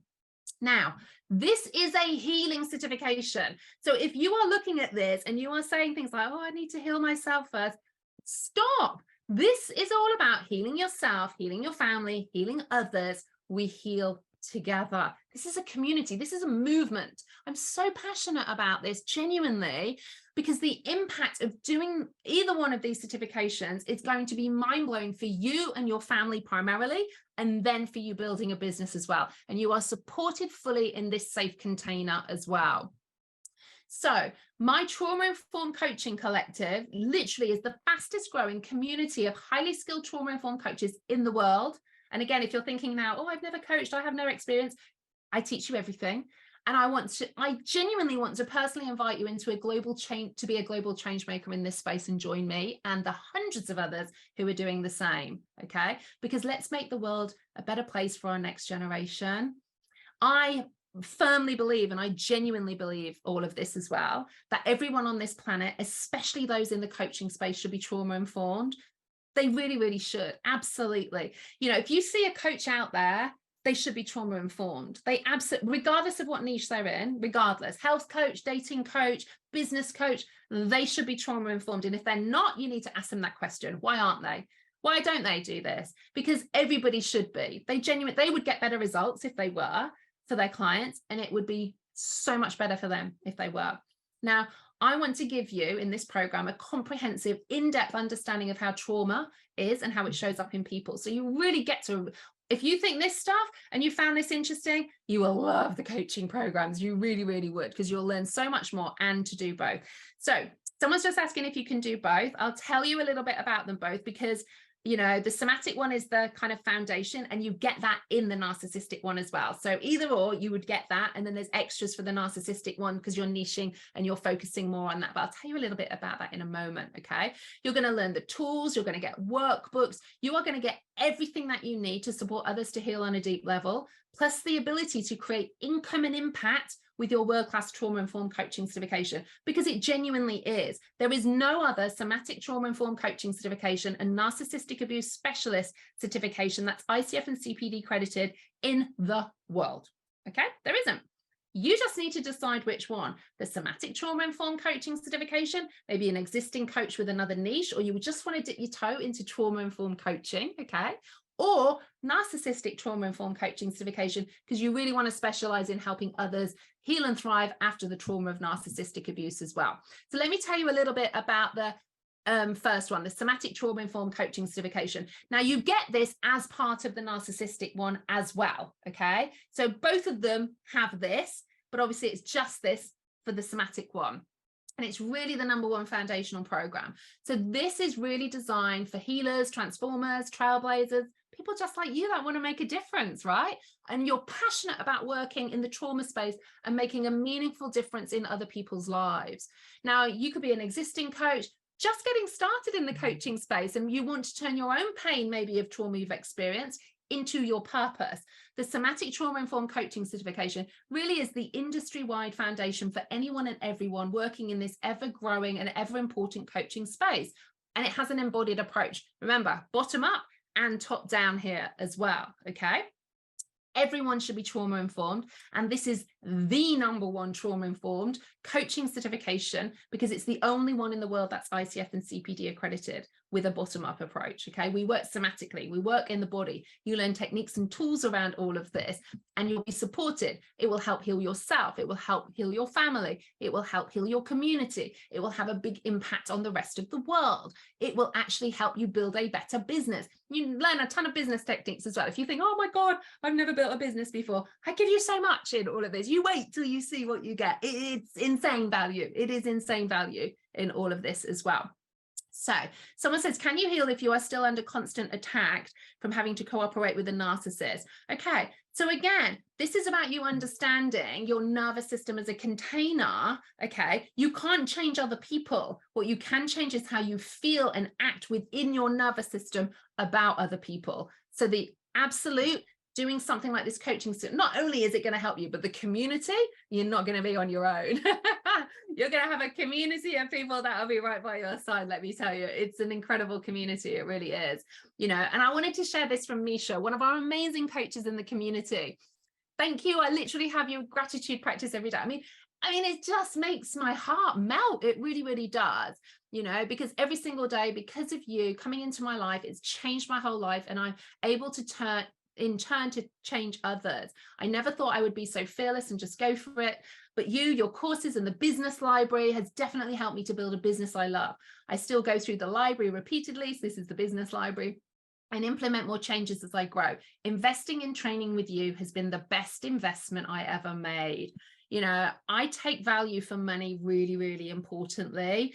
So, you know, you're going to get good value. And anyone, well, you can see I'm an overgiver, right? So, you know, you're going to get really, really good value for money coming and working with me. And, you know, you can see how passionate I am about this and helping support you heal and then help yourself and others and, you know, making a big difference. So I'm going to come to people as saying, what is ICF and CPD? I'm going to come to that in a moment. It's the highest level of coaching certification accreditation that you can get, okay? So someone just said, I'm in school, would I be able to do both? Yes, you absolutely could, because it's designed with a live, and also you can watch things back if you can't make it, because they all go into your private membership area, okay? So that was the somatic one. If you also then want to also use your own experience of narcissistic abuse, okay, to become a narcissistic trauma-informed coach, you get the somatic trauma-informed coaching certification as well. Plus, you also get 2 other modules. You get the CPD accredited narcissistic abuse specialist. So this is all about learning about narcissism through a trauma-informed lens, and also my CPD accredited trauma-informed positive psychology coaching method. So this is really about integrating trauma-informed practice with positive psychology, which is the scientific study of what makes people thrive and flourish. And what we want to help our clients is to step into post-traumatic growth. So I teach something called my post-traumatic growth trifecta, which is looking at self-regulation, self-healing, and self-leadership as well, stepping into that PTG. So this certification, so the Narcissistic Trauma-Informed Coaching Certification, is designed to help you become more confident in your knowledge of narcissism, okay? And create a purposeful business to help others. So maybe you're in an unfulfilling job. Maybe you're looking for a career change. Maybe you're wanting to niche into narcissism even. Maybe you're an existing coach. Or maybe you're taking your first steps towards a coaching career. Maybe you've never coached before. You're experiencing narcissistic abuse and you want to help heal yourself and help others. This is for you. It really is the key to helping change other people's lives as well. Okay. So will this be available if we don't have time now? I don't know, because I'm just focusing on this launch right now. And there are some incredible prices. There's some incredible bonuses that I will share with you in a moment. And even if you took advantage of them now, you don't need to start for 3 months, 6 months if you don't want to. Okay. But I definitely say take advantage of what I have on offer, because it's likely I won't offer in person. It's all online as well. So wherever you are in the world, you will be able to do this all online as well. Okay. Can you work with clients just with one of these certifications, or do you need something additional? No, literally, you will get the most amazing results just doing this coaching certification. Literally, many have gone through my program and they do this, and the results they get are phenomenal. You know, I've had my coaching graduates, they're doing talks in Balinese prisons. You know, I've had one incredible lady, she's created a trauma-informed program for parents of cleft children, because she has experienced that herself, and literally transform her life, her relationship with her child, and then also creating this business to help others. This is what it's all about. This is what these coaching certifications are all about. So can you relate to this? If you are saying to yourself right now in your head, I need to work on myself and heal first before I help others. You know, put your hands up if you're saying that right now. Okay. Just thinking, oh my God, I need to help. Okay. Look, so you were doing that. Stop. Please stop. No. If you're looking for a healing program, you will not get better than this healing program. Even if you never coach, this is the healing program for you to be doing as well. Okay. It really is. Okay. No, you don't need a psychology degree. And you know what? A psychology degree would not make you trauma informed. Okay. And that's the irony of this. People don't understand this. So you can become part of the Trauma Informed Coaching Collective. Remember, the fastest growing trauma informed coaching network in the world. Okay, in the world, highly skilled. And I teach you all of this. It's going to allow for self-healing, learning, and business building. It's literally like a one-stop shop for you as well. If you're looking to heal, you can do this. If you're looking to coach, you can do this. It's got everything in and create a business for you, creating new friendships, new connections. It's just phenomenal. You can probably tell I'm really excited about it, because I see the difference these people are making. I see the connections they're making. I see the healing that's happening. Their relationships are getting better. You know, romantic relationships are better. Their parenting is better as well. It really is. So just finished my master's in social work. Will I be able to work at the hospital and still prepare to be a narcissistic abuse therapist?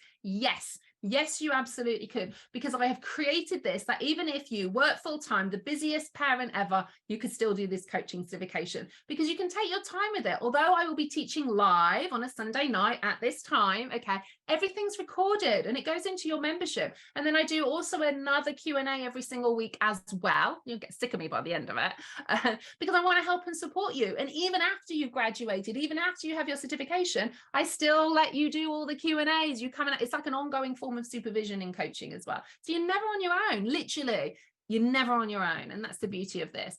So someone asked this question, so let me explain. So it is really important, this, because there are other trauma-informed coaching certifications out there, but I think there's maybe 2 or 3 in the world that are ICF accredited, okay? And this, as far as I'm aware, is the only ICF and CPD accredited one in the world with a somatic approach. It's an embodied approach to a coaching certification. So ICF stands for International Coaching Federation. You know, it's kind of like the pinnacle of coaching certifications. It takes a long time and costs a lot of money to go through ICF accreditation and CPD accreditation as well. Okay. Yes, you can delay for a couple of months and you've got the materials for the rest of your life. Absolutely. You know, anyone that knows me knows I'm an overgiver. I'm very generous and I like good value for money as well for you. I want you to feel supported. I want you to feel part of something super special.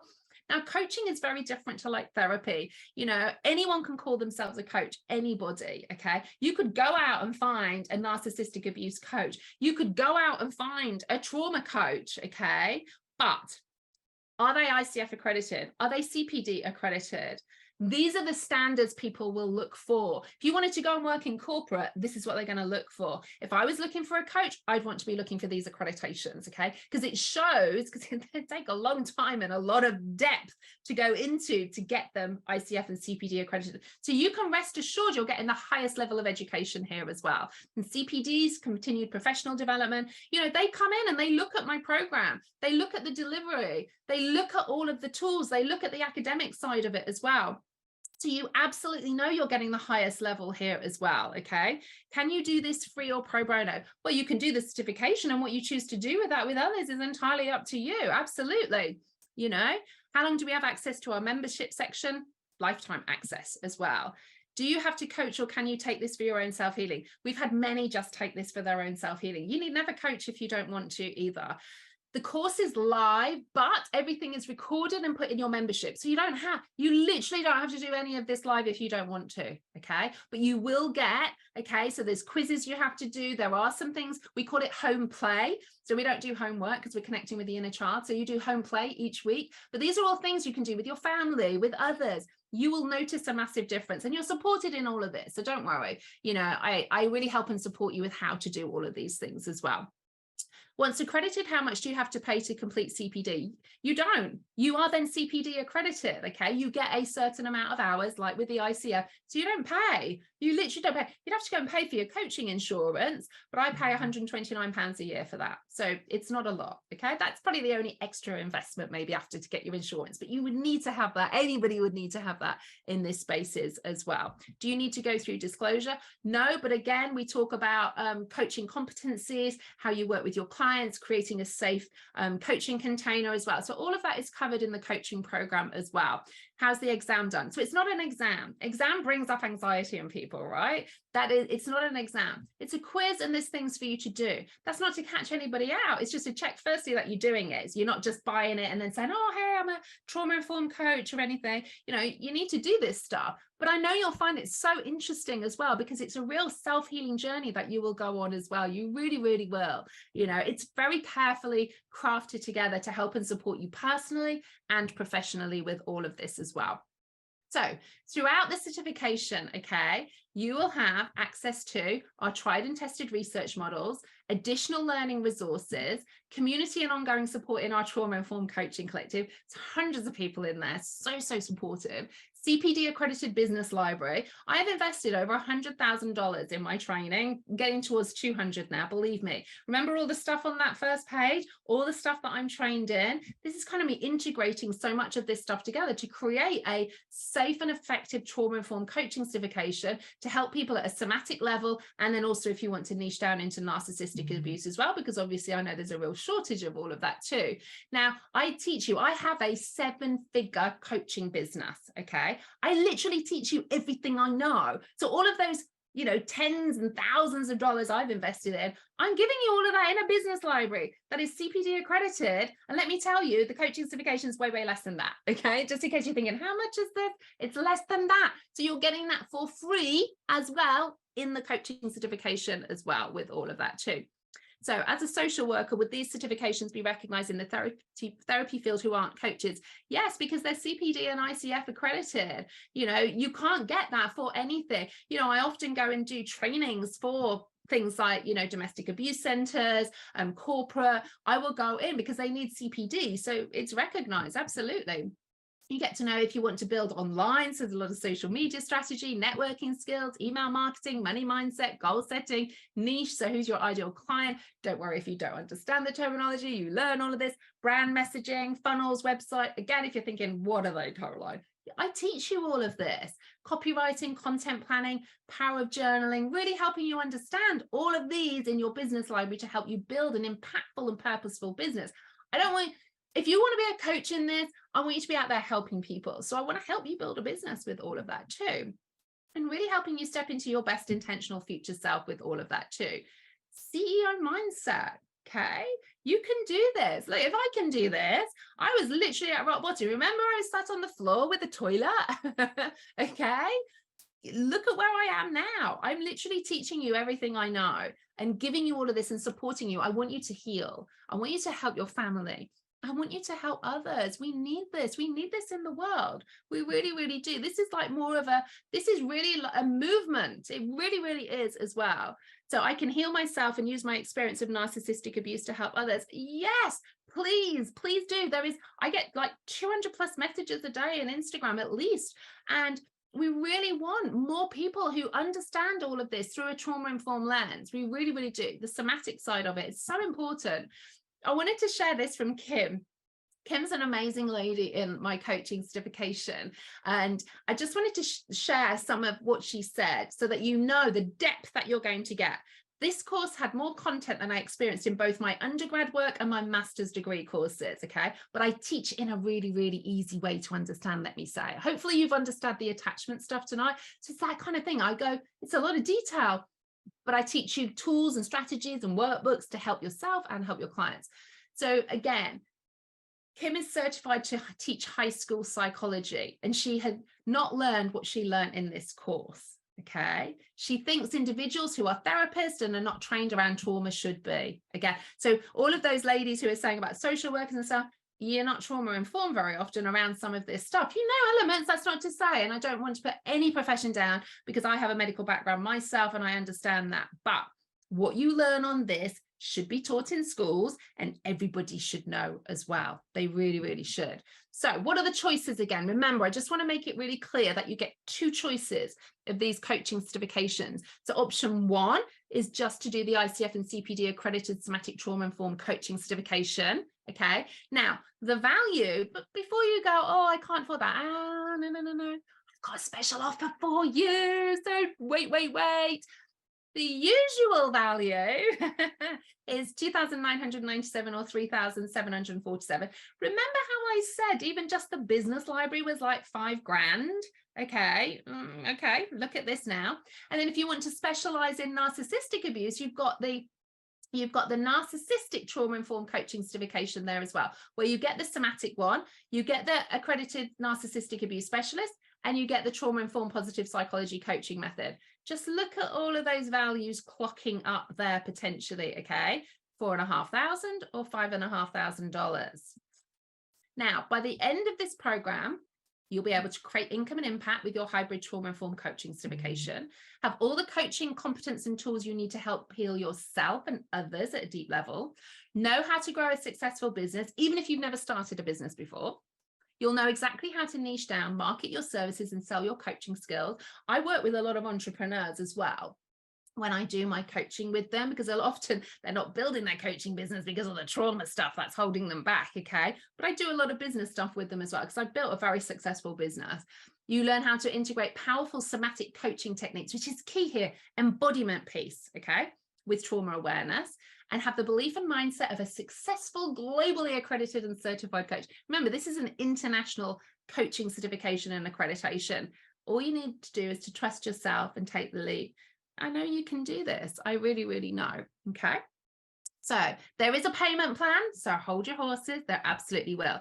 We'll be able to get referrals through the program. So we're working on something for this as well, but you will, once you're qualified, we're just updating my website. So you will be listed on my website for that too. But I actually teach you how to go and find your own clients as well. So you'll learn all about that marketing and messaging element of all of that too. Could you do the first one and the extra modules later on? Absolutely. But the best value is to get them all together. You absolutely can buy them separately as you go along, but you'll probably end up spending about £1,500, a few $1,000s more by doing that as well, which is why, you know, really think about if you want to niche down, I'd go for that one right now with all of that too. So what are you going to get? So I'm just going to run through some of the value, okay, before I tell you how much it is. And remember, there's a payment plan for this too. So the ICF and CPD accredited somatic trauma-informed coaching certification, okay? You've got the research modules, the learning resources, the community and ongoing support, your business library, and then the somatic trauma-informed coaching certification in full. That's over £11,000, $13,000. Okay. Now, before you're thinking, oh my God, it's nowhere near that. It's nowhere near that. But I want you to know how much value you're getting. Okay. Because I genuinely believe I could charge that quite comfortably with the amount you're getting in it. But I want more people to be doing this. I want people to be working and healing themselves, and I want them to go and help other people. We live in a world that needs this right now, and I'm really passionate about this, just in case you didn't realize. Or you can choose to specialize in narcissism, okay? So you get all of the other stuff, remember, plus you get the CPD accredited narcissistic abuse specialist and the trauma-informed positive psychology coaching method. So the narcissistic trauma-informed coaching certification is worth over £13,500 or $15,500, but you will not pay that, okay? What will you pay? So you get two options you see here, because you can also do this with brain spotting or with not. So there's an additional, if you want to do brain spotting, which is a somatic psychotherapy, brilliant. I have a great relationship with Brain Spotting UK. They don't normally let coaches do brain spotting, but because of the depth of the training of this, we have a special in-house brain spotting for our coaches. And it's phenomenal. So it's another additional tool, but you don't have to do it if you don't want to. It's really, really good as well. So the ICF and CPD accredited somatic trauma informed coaching certification, okay, £1,997 or $2,697. That's without brain spotting, okay? Or if you wanted to do the narcissistic one, £3,497 or $4,397. And again, there's even payment plans. Just remember, over £10,000 or $12,000 is that somatic one. Over £13,500, $15,000 is the narcissistic one. Just take a moment and look what you are getting to heal yourself, to work on yourself, to help your family, to build a business, to create impact, to create a business that helps you become financially independent, for you to be able to do literally your business from wherever. You know, if you've got a laptop, you can do it online. You can do these in person as well if you want to. You can do your sessions there. Teach you all about this as well. During the training, do we have the opportunity to work on our own healing? Absolutely. It is a healing certification, remember. You'll be constantly working on your own healing with all of this, whilst learning and growing and looking towards building a business. If you want to, okay, you don't even have to. If you just want to do this for your own healing and be part of something super special, you can absolutely do that as well. You really, really can. Okay, so what's brain spotting? So again, the brain spotting is an additional, you don't need to add that on if you don't want to, okay? And again, when we put some links in a moment, you will be able to see all of these as well for you to be able to look at which one you want. Because remember, you just need to decide, do I do the somatic one or do I do the narcissistic one? Okay, better value the narcissistic one as well, okay, if you want to add those additional ones on. But I've tried to keep the costs as low as I possibly can for you. Literally, what you get in this, you will not find anywhere. Genuinely, you will not find that absolutely at all with any of that, okay? So with brain spotting, it's £2,497 or $3,147, okay? And then also with brain spotting with the narcissistic one, $3,997 or $4,897. Just remember how much all of this is worth as well. So you can decide. So you decide somatic one or narcissistic one, with or without brain spotting as well. Okay. So can we still get these prices if we need to make a couple of months? No, because they will be going up. Okay. And I never know what other bonuses I'm going to be offering and all of this too, because I've got a ton of bonuses for you as well. Okay. I have got leading people to help you in the program do live masterclasses on YouTube, on Instagram, TikTok. Okay. All of these amazing things, podcasting, all the people that have helped me build my business, 3 million downloads on my podcast, over 1 million views on my YouTube. I've got the experts that have helped me coming in to help you in a live masterclass as well within the program. You get all of that for free on top of all of this. Okay. It's phenomenal value. When I have spent tens of thousands of dollars and pounds on other programs I've done, I cannot begin to tell you what the value is in all of this as well. And some of you may be thinking, oh, that's quite expensive. And that's obviously because you've not looked at other stuff. Genuinely, what you get in this, there is nothing else like that. And it is such good value as well. There is no time frame for you to take to do this program. Okay, there's no time frame, so I'm not going to be banging on your door saying, hey, you've been doing this for a couple of months now, come on, get a move on or anything as well. Okay, so it's really important for you to know this is live but also recorded and self-paced then for you as well. Okay, so there's more. If you take action today, okay, for 72 hours, I am going to knock off another £500 and $600 for you. Yes, I know I'm being very, very generous here as well, okay, because I really want you to help yourself. I want you to help your family, and I want you to help others. We need you. We really need more people in the world who are trauma informed. We really, really do. We absolutely do with all of this as well, okay? So let me tell you how much it is. Now, remember, the overall value is over £10,000 or $12,000, okay? So with brain spotting, okay, I'm knocking £500 off, $600 off. So you're now getting what you would have got without the brain spotting, 2,497 or 3,147, okay? Or without brain spotting, you can now do the somatic one for £1,997. Remember, there's a payment plan with all of this as well. I know my team now are going to be dropping the links into the chat box for you to have a read. Now, when you open up that, it will give some information about my School of Embodied Trauma Informed Living, a little bit more information. You just need to click on which one you're more interested in to read about them all as well, okay? So you can have a read in way more detail than I'm going into in all of this as well, okay? And you'll see what the payment plans are too with all of that. Now, if you want to do the Narcissistic Trauma Informed Coaching Certification with brain spotting, and if you can stretch to it, I really would recommend you do brain spotting. It is phenomenal as an additional tool. It really, really is. And you can do brain spotting separately, and brain spotting helps with a whole host of things as well, especially around things like PTSD, complex PTSD as well. It's really, really good. So if you can stretch to it, it's not that much more. If you can, I really would urge you to do that. But again, it's not a necessity. You'll still have amazing stuff without all of that as well. So £3,997, okay? Or without the brain spotting, £3,497. And again, I know my team are dropping the links in the chat box for you. Have a click on those. You can see the payment plans that are available for you just to see, obviously, what you can stretch to. And this £500, $600 off is only available till Wednesday evening, okay? So you really need to think, if you want to do this and have that extra money off. I did this for my VIP waitlist. We've already had, you know, over 70 people already enroll in this coaching certification already, okay, already. So if you want to be part of this next cohort of the Trauma Informed Coaching Collective, I genuinely want to help and support you. So I've kept it at £500, $600 off just until Wednesday evening, you know, 10 o'clock UK time.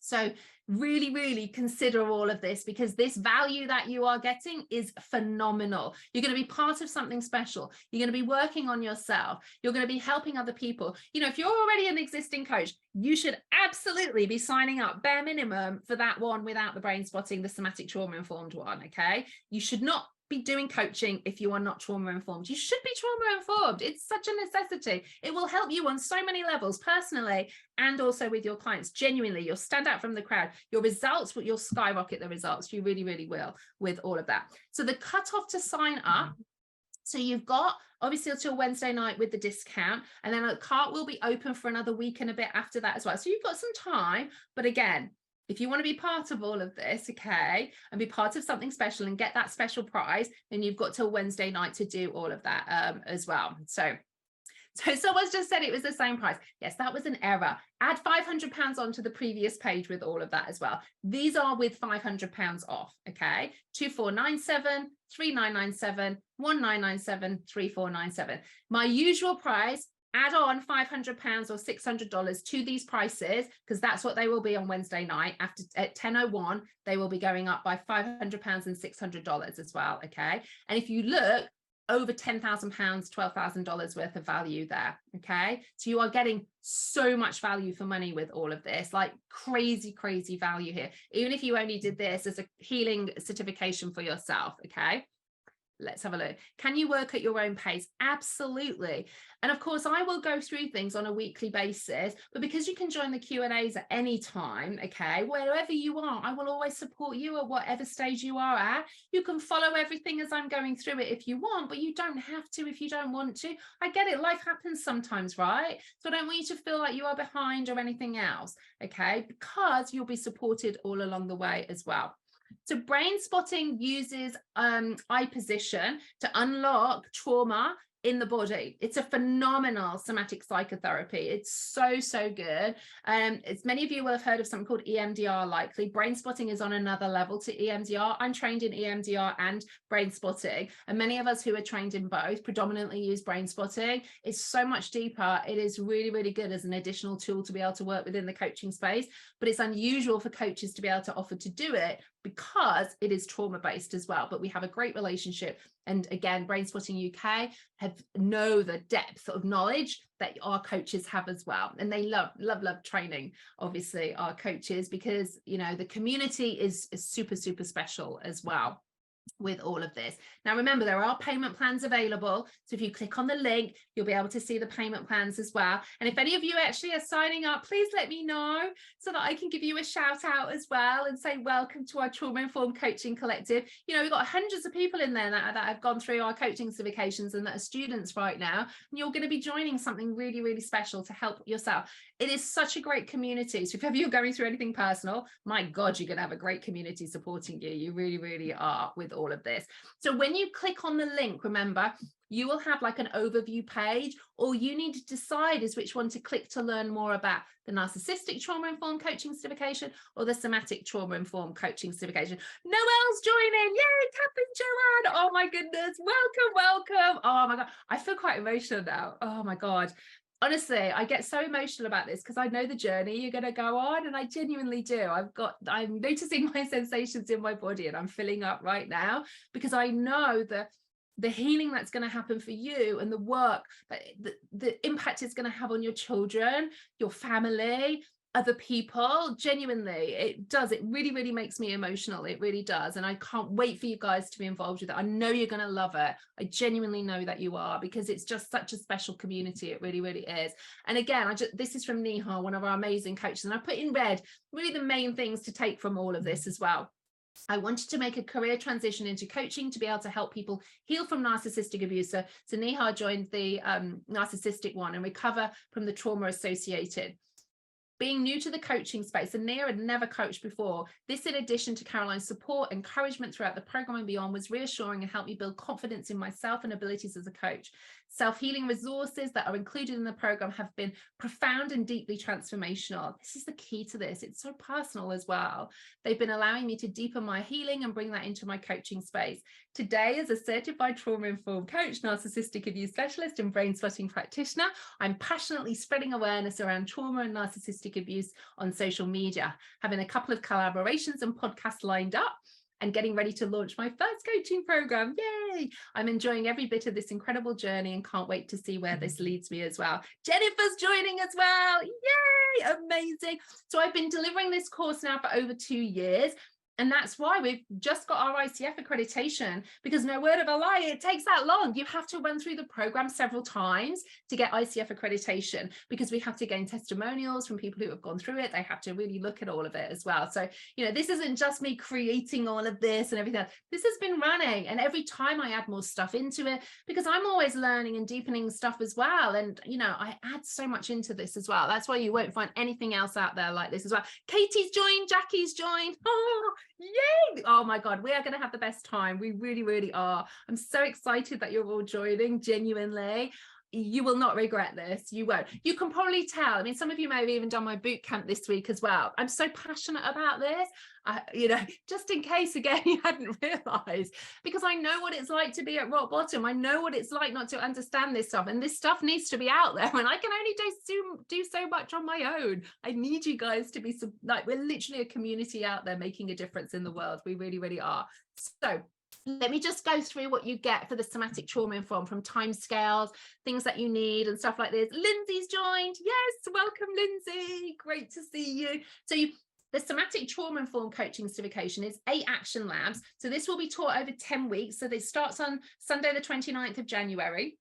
At this time, again, 8 o'clock UK time, 3 Eastern, 12 Pacific. But remember, everything's recorded, so it goes into your membership anyway. So it will be over 10 weeks. So I'm going to give you 2 implementation weeks as well, if you wanted to do it live with me, but you don't have to if you don't want to. Okay. So how long till accreditation? Well, you need to do all of these things to then get accredited. That's why we check everything. We support you along the way for you to get that accreditation. Okay.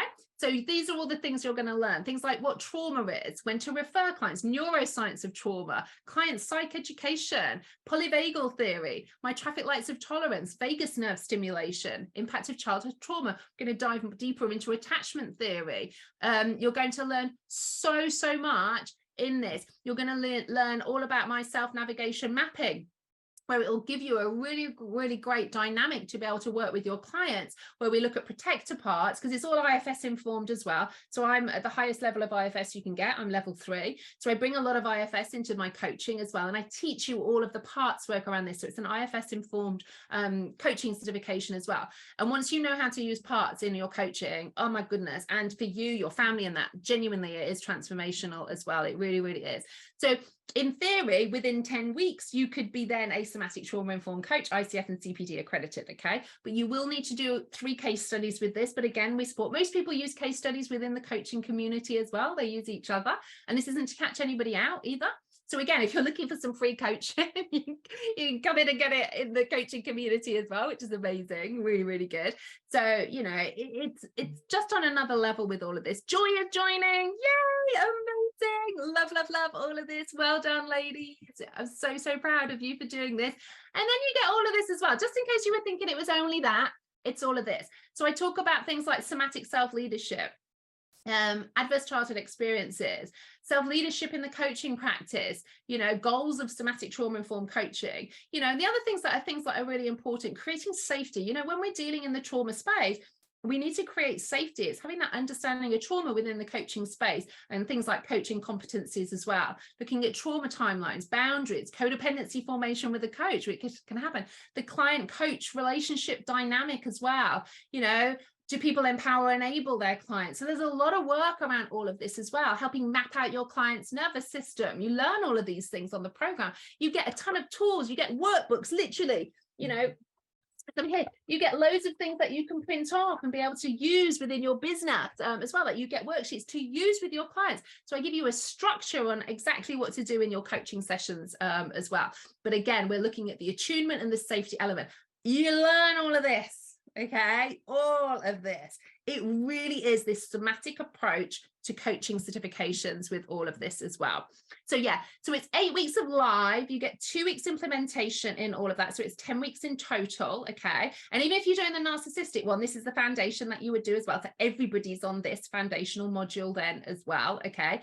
But again, in 10 weeks, if you think, oh my goodness, I've only done 2 action labs, that's fine. Don't panic. There's no problem with that. Just work through the lessons that have been recorded, and then just come and join my Q&As each week. And if you've got any questions, or email us. You know, we want to help and support you at every stage in all of this. So you're never on your own with all of that too. You're really not. So how can you help build clientele in US social media? A lot of my following is in the US as well. So again, in the business library, I literally take you behind the scenes of my business and show you what I do on Instagram, what I do on Facebook. I literally show you behind the scenes of what I do. So you learn how to build your business on social media if that's what you want to do as well. Again, I wanted to share this with Kate because it's so heartfelt too. And this is the kind of people that are in the program. Your live classes were the only sweet thing I had to look forward to for many months. So Kate was really in the midst of narcissistic abuse when she started the program. Okay. It was the force that kept her going. Now, again, I taught them on Monday in that cohort. This will be on Sunday as well. Okay. So implementation weeks basically mean like breaks. So if you've not been able to catch up, it gives you a bit of breathing space to catch up if you want to. I don't want you to ever feel, from a trauma-informed perspective, I don't want you to ever feel pressure that you're not doing what you should do, because this is your journey, remember, as well. So this could take you, this 8-week live program could take you 12 months or 2 years. That's okay if you're in the right space and getting the support that you need. Okay, it's really important. So again, and this just makes my heart sing, okay? While training me to heal others, it simultaneously brought myself healing as well. And you have literally been my best friend for this past year. I mean, that is just so special. It only takes one person to change the world, okay? Is there a healing program that's not certificated? Yes, I do have a healing program as well. And you're absolutely, we can, direct you to that if you drop us an email at some stage as well, but again, this is definitely something that you can absolutely get your teeth into, and it's going to really help you heal and help heal others as well. This is going to have such an impact on your family, like genuinely. If you want to parent better, oh my God, this is the program for you. So if you did all of this, okay, imagine, I want you to take a moment to imagine, you break the cycle of generational trauma. You heal yourself to heal the next generation. You're making a difference in the world, creating your own wealth and success. You're creating a business that holds no bounds because we heal together. Put your hand up if that's what you want, because this is what this certification is going to give for you. It's just so special. I cannot begin to tell you that it's like my life's work that has gone into this, genuinely, to help you heal yourself and help you help others heal. So important in all of that, to know all of that too. And again, Sally's a wonderful lady. Sally's actually in my mastermind now as well. Just an incredible woman. Caroline's program has helped me to learn about healing deep inner child wounds, understand the reasons I was attracted to a narcissist and what part I played in that. So again, this was somebody who joined the Narcissistic Trauma-Informed Coaching Certification and had experienced her own trauma of narcissistic abuse as well, okay? So she's able to share so much knowledge in a way that is easy to learn and turn around to use with my children, myself, and my clients. If you're considering this program for yourself or using the coaching practice, then don't hesitate to sign up today. It will impact your life in significant ways and help you heal parts of you that you never understood before and why those parts keep showing up. I know my worth and have the courage to do what I know is my calling. I love this bit, turning my mess into a message of hope for others. How cool is that? I mean, these are the types of people that I get to help and support along the way, to help heal them, to help them step into their businesses and to create more impact and income in what they are doing as well, okay? So I do not see the 5K course, 133. That's a completely separate program. So if you drop us an email about that, that's the healing program. Okay. This is a coaching certification, which is a healing certification as well. Okay. This is a movement, everyone. Are you ready? Remember, if you take action today, you save £500 or $600 off the price. Remember, it's only valid for 72 hours, okay? There's the link. I know my awesome team, who I'm so grateful to, are dropping the link in the chat box as well. So you just click on that. It'll give you some background, more background about me, my School of Embodied Trauma-Informed Living. You just click on which coaching certification you would like to take a peek at and have a read about it all and see what else you're going to get of it. Because there's only so much, and I'm probably boring you all now as well, but I do get really excited about this, of which coaching certification for you to go for as well. Yes, internationally, you can practice with this. We've had people in China do this, Australia, South America, all around Europe. Literally, we have a global community. The Middle East, everybody around the world needs this stuff. They genuinely do. So someone has just said, can I make an initial $15, $100 down and pay the rest in monthly payments? Absolutely. By all means, drop us a message. I want to help you. So if you're looking at all of this and you're thinking, okay, this is great, but I want to pay a chunk here or anything else, please don't just think, oh, I can't do it. Please drop us an email. Genuinely drop us an email, because let's see what we can do. Okay, so absolutely, but that's absolutely fine to do that. You can make an initial investment and then we can work out the payment plan for you to start in a few months or whatever that is to help and support you as well.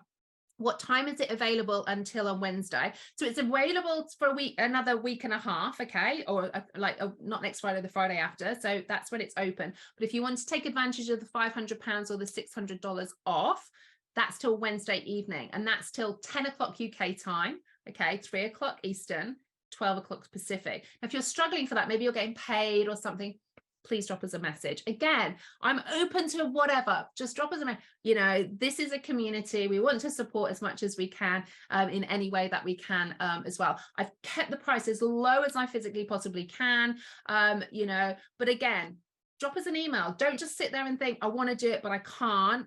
Drop me an email, okay?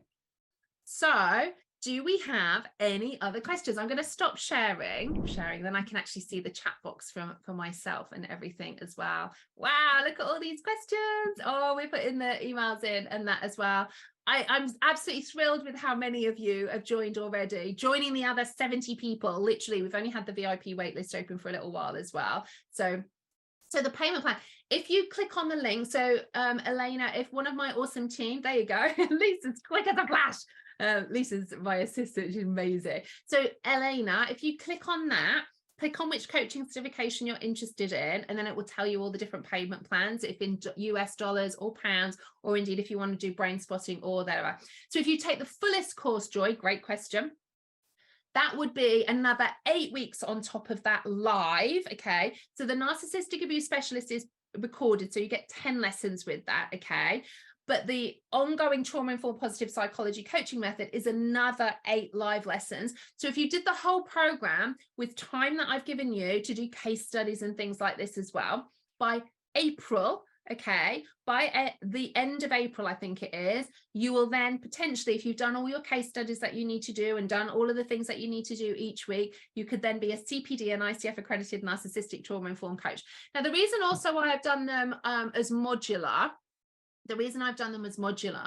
is because you can then call yourself what you want. So you might want to call yourself, so let's say you do the Narcissistic Trauma-Informed Coaching Certification. You still might want to call yourself a Somatic Trauma-Informed Coach, specializing and holding a Narcissistic Abuse Specialist certification. So you can play around with the marketing of what you want to do, because some people want to be more involved in self-love or codependency, which is what you will learn in all of this. So it gives you some options of what you want to do. So no, it isn't recognized the BACP as such. And the reason why it isn't is because this is more trauma-informed with this. What you have to recognize is things like BACP, even the ICF and stuff, they're set up by volunteers. They're people like you and I. I could go and set up something if I wanted to around all of this too, okay? So what I wanted to look at is, in the coaching space, what is going to make my coaches stand out a mile and help them do the things that I know are worth it? Because again, and this isn't to put down the BACP as well, and I know many people who are in that too, a lot of people in the BACP aren't trauma informed, okay? And this is what I want to keep getting across to people. Just because we think someone is a counselor or working in the mental health space does not mean that they are trauma informed, sadly. Doesn't mean that they're not skilled in what they're doing, but actually, when we want to work on trauma, we have to have this bottom-up approach. It has to be embodied. We need to understand the nervous system, polyvagal theory. We have to be doing all of these things as well. You know, if I went out and did if you said to me now, Caroline, would you rather do a psychology degree or a somatic trauma-informed coaching certification, knowing what was on both? Coaching certification every single time, because I know that is going to truly help people at a deep nervous system level and create long-lasting change with people, genuinely as well. Do we have to do exams to pass, or is this a part coming up, Stacey? So there are quizzes, but you could even have your windows open and do the quizzes. It's basically, because obviously it's ICF and CPD accredited, and I can't just have people buy it and then wait 8 weeks and go, oh, I finished it, and then get the accreditations, okay? I have to prove to ICF and CPD, as I'm accrediting people, okay, because it's serious stuff as well, because you're working in the trauma space, that you've gone through the program too. But again, these are not about you, okay, having to do an exam or anything else, because I get it, it can be scary, especially if you've been out of things or never done this before. I want to support you. None of anything that we do is about catching you out. It's to hold you and support you in all of that as well. Genuinely, it's really important to help and support you as well with all of that too. So any other questions at all? Sorry, I've been keeping you all, and my team are probably thinking, Caroline, get a move on, shut up. Stuff as well. Thank you, team. I really appreciate you as well. I know you've been amazing in all of this too. So Laura, I definitely want to sign up. I'm walking into the narcissistic divorce now, but since I have not been working, it feels scary to not know my future. I get that. That said, this feels like the leap to take. You will have so many people to help and support you around going through all of this as well, genuinely, which help you actually get a better result within your own divorce going through all of that as well. We'd love to welcome you, Laura, to support you as well as obviously help you heal and thrive and build a successful business. So favor to ask, can you put up the disorganized attachment slide back up? So Lee, you will get emailed the recording tomorrow, okay? So what is the email? So if you want to email us about anything, it's support@carolinestrawson.com. Lisa then again. Love you, Lisa, too, as well. But you'll get a recording of it tomorrow, Lee, with all of that too. I'm a school counsellor, so I'm going to see if my school will fund the training. Yeah, they potentially might, because obviously it's CPD accredited as well. I've been into my children's school as well and worked within the school environment there. I've worked with the sixth form there around staff. You know, the work is so, oh my God, for me, every school, can you imagine if they had traffic lights on the outside, knowing that that was the nervous system, and the teacher could go in and go, am I in green? Am I in yellow? Am I in red? What is the child in? It creates a sense of understanding the nervous system element, as opposed to you're a bad child. Okay, they're not. There's a reason why people behave the way that they do as well. And this understanding, you know, we've got people working with children in the program. We've got people just doing so many wonderful things and making a difference. And it's really, really, really great. How do I upgrade from somatic to narcissistic? I signed up early on the wait list. So Terry, I'll keep all the prices for you of all of this. If you drop us a message at support@carolinestrawson.com, we will just adjust your payments and just add those on. So you'll have 2 payments going out, probably be easier unless you want to cancel that, just so that it's the same amount coming out each month. And we can even do it on the same day and things like that as well, once we've got the upgrade fee. So, you know, just drop us an email at support@carolinestrawson.com and we'll help support you and sort that out for you as well. To Andrea, Andrea, love Andrea. I have done Caroline's courses and she absolutely goes above and beyond. There is so much included. The value is insane. She and her team are so active in the group, and the community are some of the most beautiful people I've ever met. You'll not regret signing up. Oh, thank you, Andrea. Andrea is one of our amazing coaches who's experienced her own narcissistic abuse, has special needs children, still been able to do it all, and is creating a wonderful space, helping predominantly women who have special needs children who are also experiencing narcissistic abuse as well. What a great niche, hey, genuinely. So yeah, it's amazing. So Lisa, thanks. I have 2 ladies helping who have been passing all questions to Caroline. Thanks for joining us. Yeah, I've got an amazing team. Thank you guys. My son struggles in school. This would help loads. Oh my goodness. How this will help you to help him gives me goosebumps. It gives me goosebumps. Do you speak about when to refer people to psychiatrists? Absolutely. We talk a lot about safety in the space. You know, again, to be ICF accredited, we have to include all of those things as well. Suicide, all of those things, all included in the program. It's important stuff and we need to talk about it, and you need to be aware of it as well. Okay. Thank you so much. I am in trauma-informed training at the moment, but feel this will catapult my learning much further. Oh my goodness, you're going to love it. You're going to love it. I know, Joy, you've already signed up, haven't you? Can't wait. You're going to love it. You absolutely will love it. Is it easy to get insured after completing the program? Absolutely. So again, from a coaching perspective, this is what makes it very different from a therapy. For me, trauma-informed coaching is like the middle ground between coaching and therapy, if I'm honest. And that's where I really, really like it to be, because it's about understanding the trauma to help people live an even better life. And that's why I like it. We're not getting stuck all here all the time, but we need an understanding. We need kind of the regulation. We need the healing and root cause resolution to live your best life. And that's what we want, don't we, in this?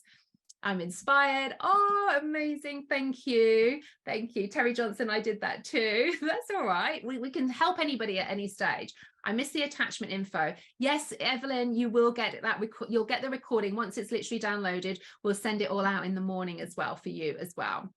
Thank you for the amazing team. Oh, they are amazing. Honestly, what are coaches insured against? So again, when you go through, you can look at, there's loads of different elements that you can go through with all of this. And it will be things like psychotherapies and things like this that you just tick and go through them all. But if you're in any doubt, obviously we can talk about it in the coaching certification. And indeed, if you just phone up, and everybody in different countries has lots of recommendations that they use, and people and prices and stuff as well. So, you know, you don't worry, you'll be supported on that as well, and given advice about where to go and potential ones to do as well.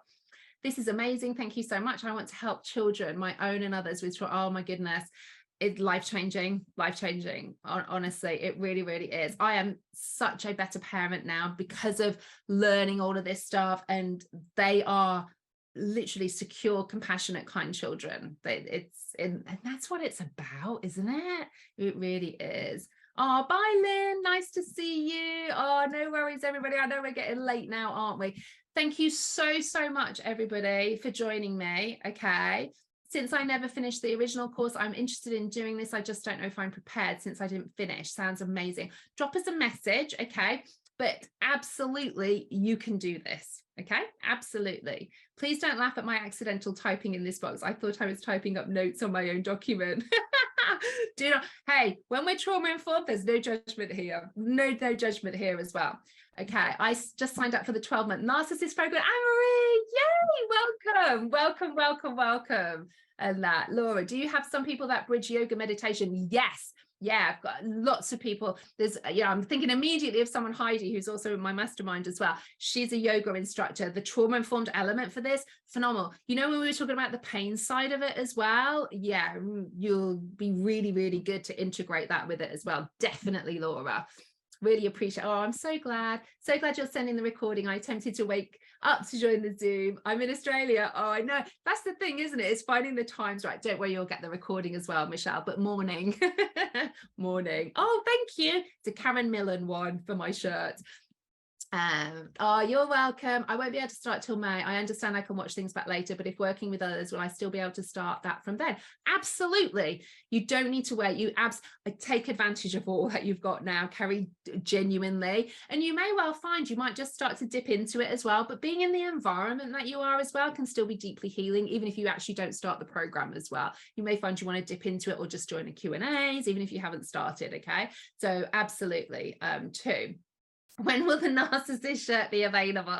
We're working on it, I promise you. We're literally just going through the verification through Amazon and everything as well. So it's just a long old process as well. So, but it will, yeah, it's great, isn't it? It really is. Right, everybody, my voice is going, so I'm going to love you and leave you as well. Don't worry, Michelle, you get supported and broken down with all of those as well, okay? So all of these things that I get seem like, oh, I promise you, you are looked after with all of these things as well, genuinely, okay? So please don't ever let any of those things stop you. You're not on your own in any of this, okay? You are supported at each and every stage as well. Okay, I'm going to love you and leave you. Okay, please know if you have any questions at all, support@carolinestrawson.com. We want to help. We're here to help. We're here to support. My team are here. They'll jump on a phone call with you if you've got any other questions or anything. We want to help and support you. We genuinely do. So I'm going to head off now. I'm going to go get a drink and something to eat.